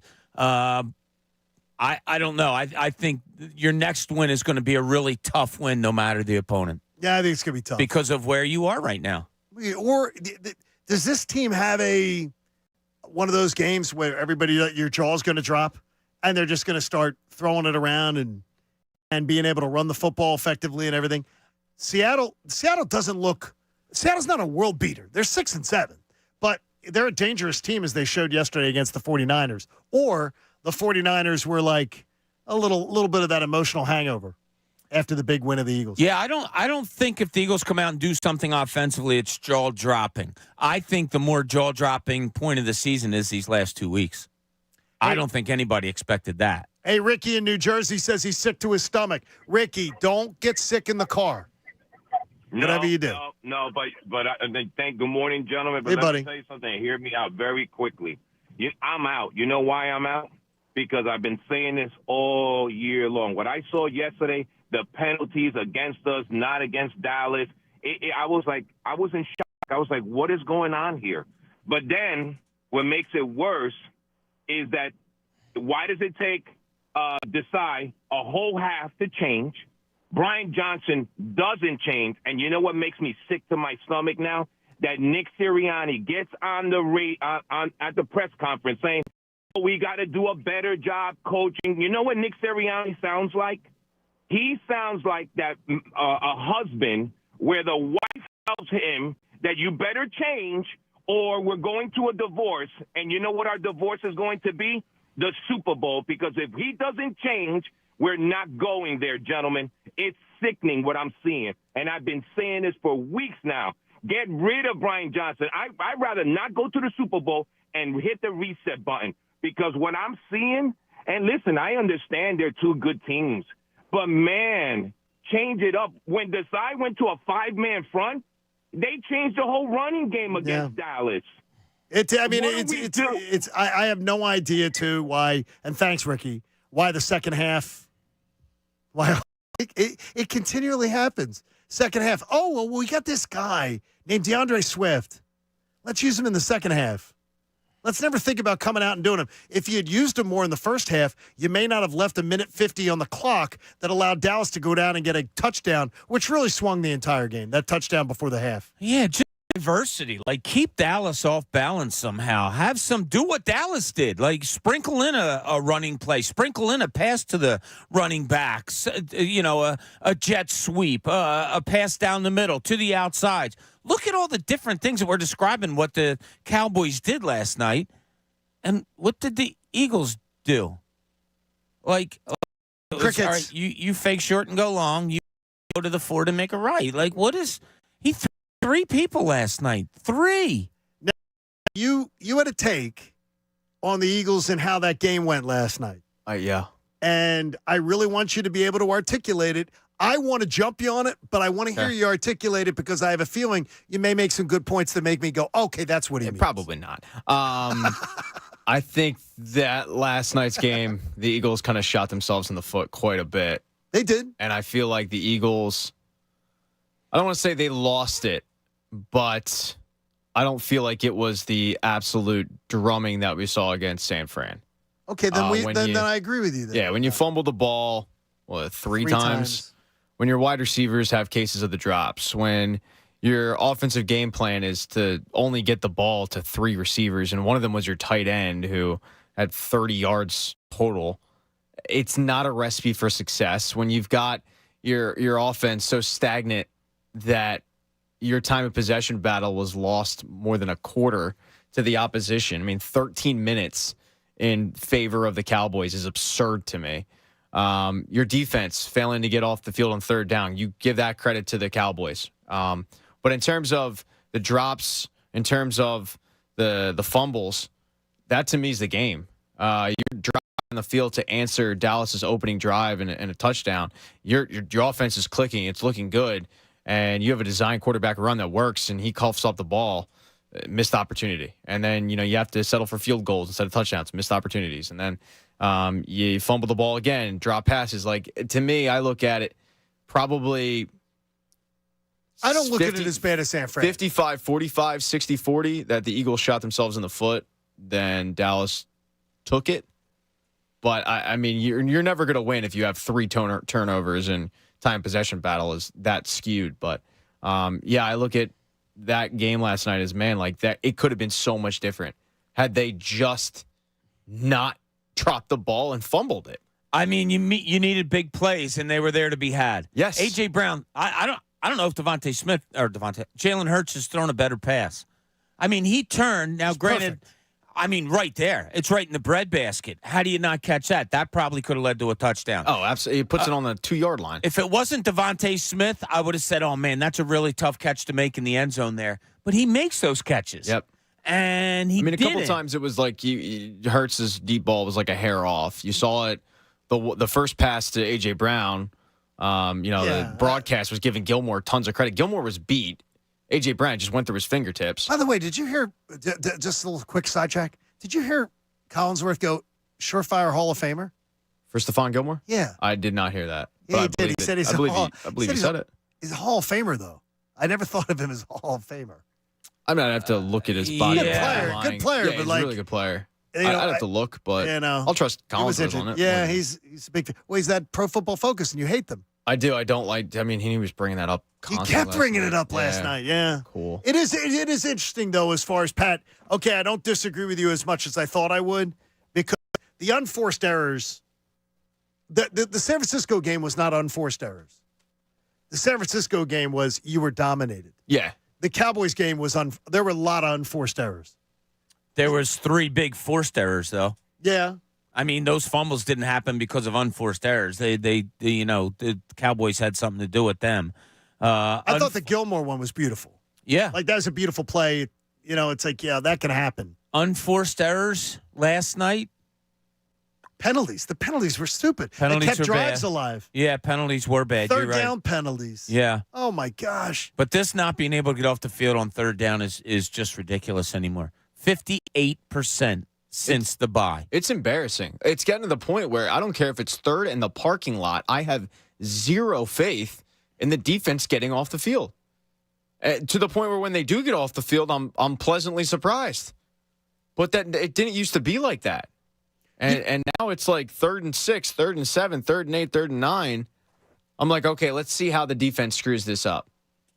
Okay, now this gentleman, Ponkage, I think I'm saying his name right. What do you say, Ponkage? Ponkage says that we are, he says, always piling on Sean Desai. And he says, and yes, I try to respect my brethren and look out for them. He goes, you guys are always piling on Desai. Johnson is the bigger issue because Johnson has the much better unit to be able to deal with. The only problem is Johnson's 6th in scoring in the NFL.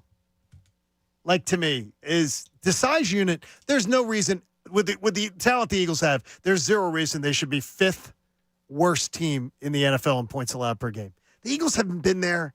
I don't remember the last time they were near there.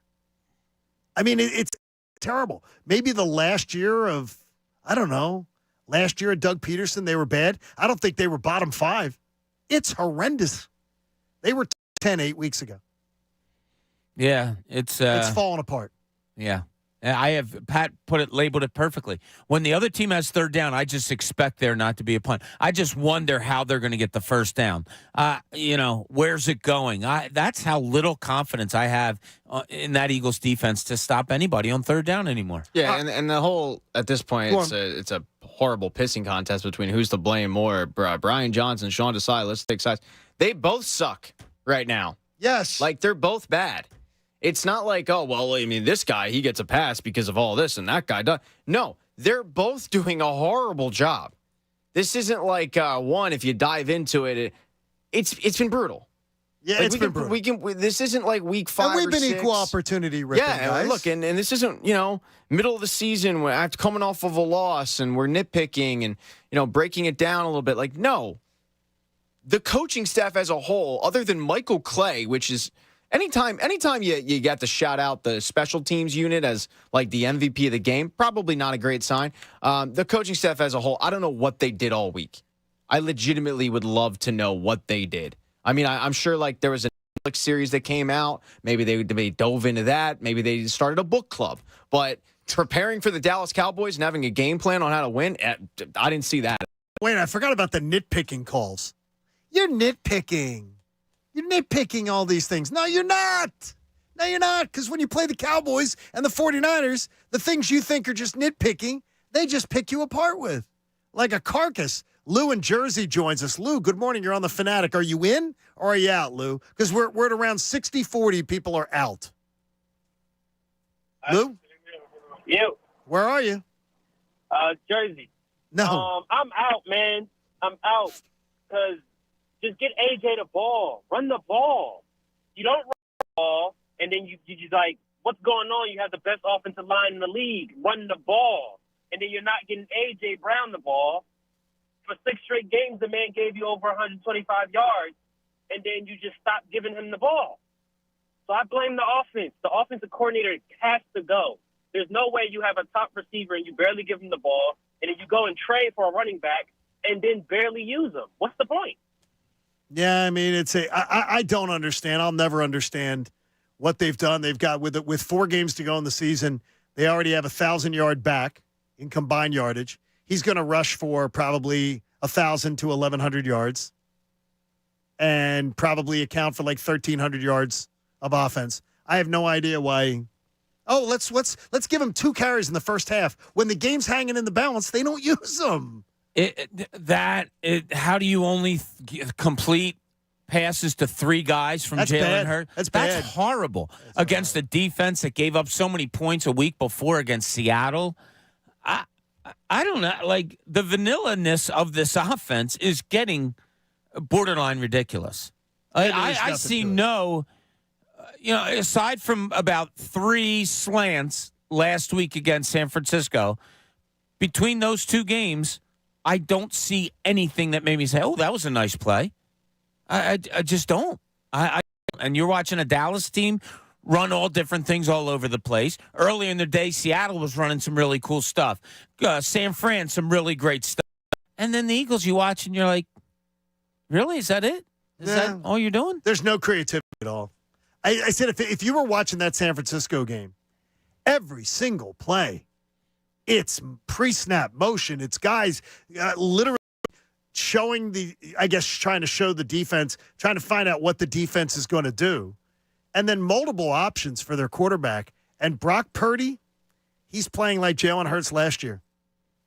He really is. He's like Jalen Hurts last year. His deep ball yesterday was, and we were watching the game during the pregame show, his deep ball was phenomenal. Really nice. Yeah, he just kept hitting guys right in stride. He had time to throw, which is good. So Jalen should have some time to throw.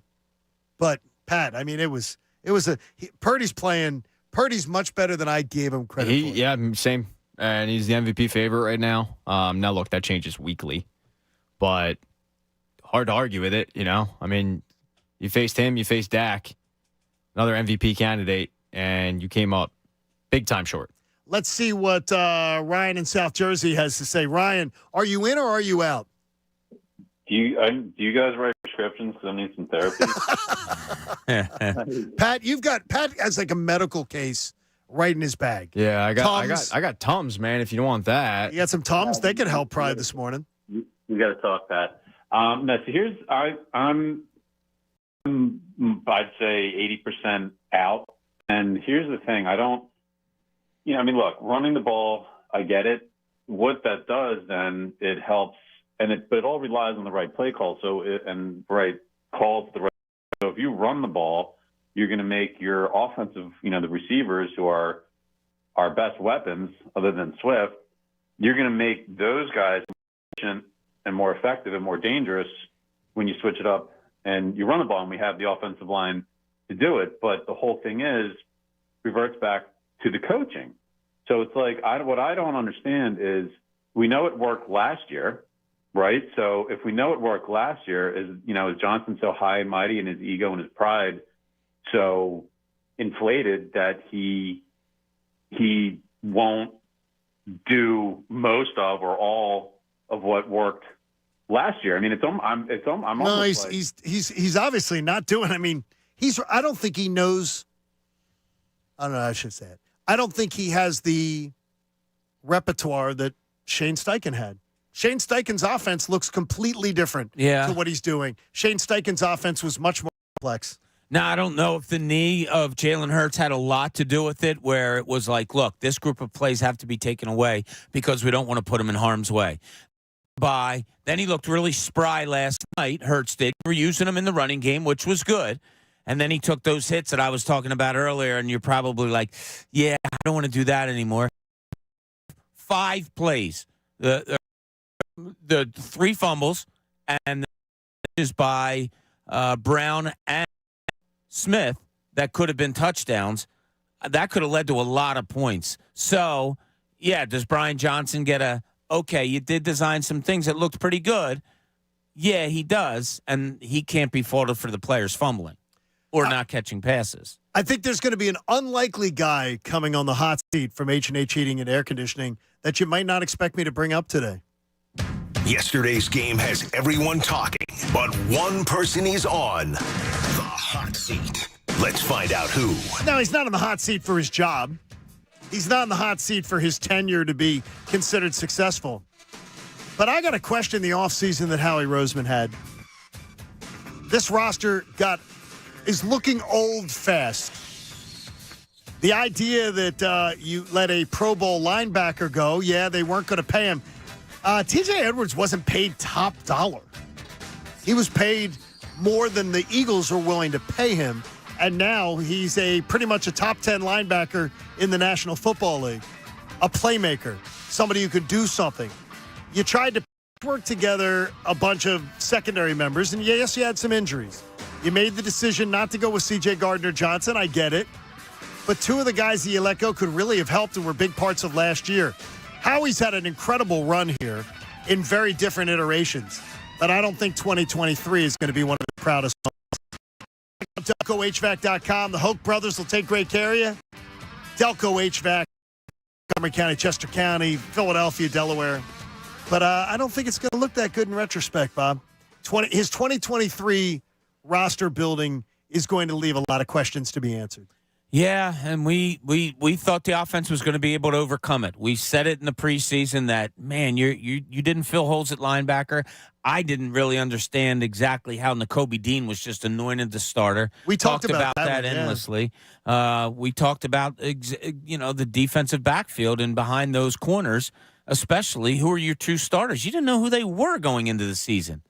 And then Blankenship wins out a job, and we're all joking, oh, is he Ed Reed Blankenship? And now you've had a couple of you picked up Byard you picked up Byard not in a trade, but you brought him in here. He was off the street though. Yeah, it was off the pretty street. Much. I mean, you went picking in someone else's. And he's getting every down plays for you. It does. We questioned it before the season, and the offense hasn't been able, for the most part, lately, been able to overcome the deficiencies of the defense. Are you feeling, Pat? What would be the most? First of all, it's okay to question Howie on what's been done with this team?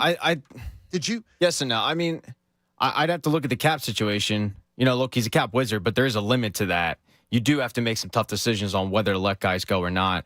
I think T.J. Edwards wanted to go home. I don't blame him for that. And Chicago had a lot more cap space than the Eagles. They threw the bag at him. So, but they really did. Like, he's not getting paid that much money. I mean, I don't know whether it's just not what Howie wanted to pay. You know what I mean? And that could be. And Howie's done real well with the cap. So I guess, you have to trust that Howie's going to make good decisions because he tends to do well with that. But it's not like they paid. It's not like, him some crazy amount of money. I wonder if they could have got him to stay and if Howie would even have cared. 5.9 this year, 5.4 the next year. Yeah. That's not crazy money. No, 5 for a linebacker for the Eagles. And he could go to the Pro Bowl. Yeah, that's the thing. For the Eagles, it is. And that's they don't value the position. That's the answer. They don't value it. And that's where I think Howie Roseman has the right to be questioned on what's like that was an error in judgment, I think, in that one.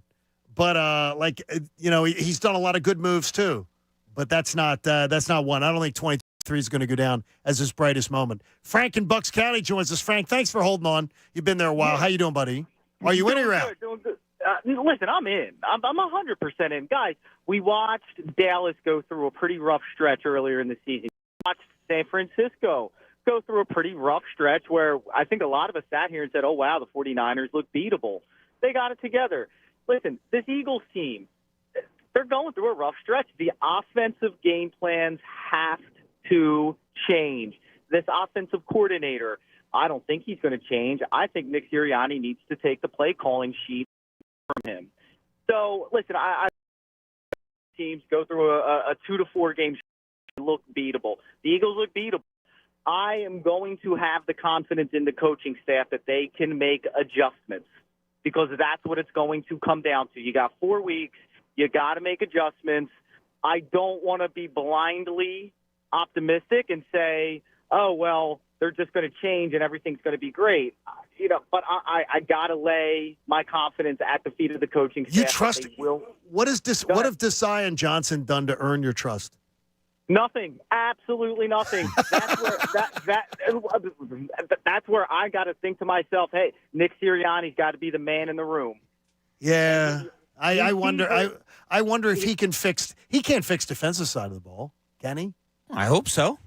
He's the head coach of a football team. He should be able to fix anything. He should at least have a hand in trying to fix everything. A hand in it, yeah, exactly. I know that he's an offensive guru, all that stuff, but my God, you hired the guy to be the head football coach. Yeah, he's got to have a hand in everything, and he's got to have an idea about how to change things when they're not working. Yeah, he doesn't get a pass at all. I like that. It's like a toolkit. He's got to be able to go in there and fix something. Damn straight. He's a handyman. Fix the toilet. He's the master of all. He's got guys that are, under his tutelage have certain parts but he's the master of all. He's got to be able to oversee and fix everything. That's his job. Hey, Ryan, cousin Ryan's on the line. Ryan, what's your beef today? And are you in or are you out? I'm in. I'm in always. It's the Philadelphia Eagles. They're our team. But Bob just hit the nail on the head. This is a failure of leadership on Nick Sirianni because he's not getting his sleeves up and not getting his hands dirty and fixing the problems. When I have a problem at work and I mess up, my boss holds me accountable. Nick Sirianni has to be the boss and come down and hold his coordinators accountable. Thing is, though, that would be Nick Sirianni admitting a mistake. I don't believe he's going to do that. Yes, I don't believe he's going to do it. I've never seen him. I don't think I've seen him do it. I don't think he's going to admit a mistake. Ryan, we got to run. But I don't think he's going to.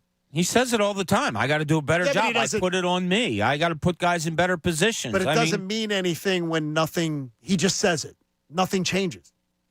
Nothing changes. They haven't fixed any of the problems they've had this year. In fact, they've gotten worse. The offense has gotten worse. The defense has gotten worse. And we keep hearing the same sound bites. So I need to see actions now. And offensively, when he was calling the plays, it was horrendous. So that's another thing that has to be looked at. Is that a smart thing, adjusting that way? So we'll have plenty more in the Eagles all week long as they get ready for Seattle. They got a Monday night game. Tomorrow, our special live show in our performance studio. Angelo Cataldi, legendary voice of Philly Sports Radio, joins us at 8 o'clock tomorrow morning for a conversation regarding his new book, Loud, which is out now and sold out in every single store that you can find it in town. So we will talk to Angelo tomorrow. We'll have a fun day getting, hopefully, a little bit past this Eagles loss, maybe with some more answers. We'll get to it tomorrow. Thanks for being with us today. Andrew Salchunas will come your way next, and then the best show ever. Support life-saving cancer research. Join us and our generous partner, the Davis CPA Group, and make a donation to the American Association for Cancer Research today. You can do it at 975thefanatic.com/AACR because cancer research saves lives. I'm living proof of that. Hope you have a great Monday. We'll try to get back and regroup tomorrow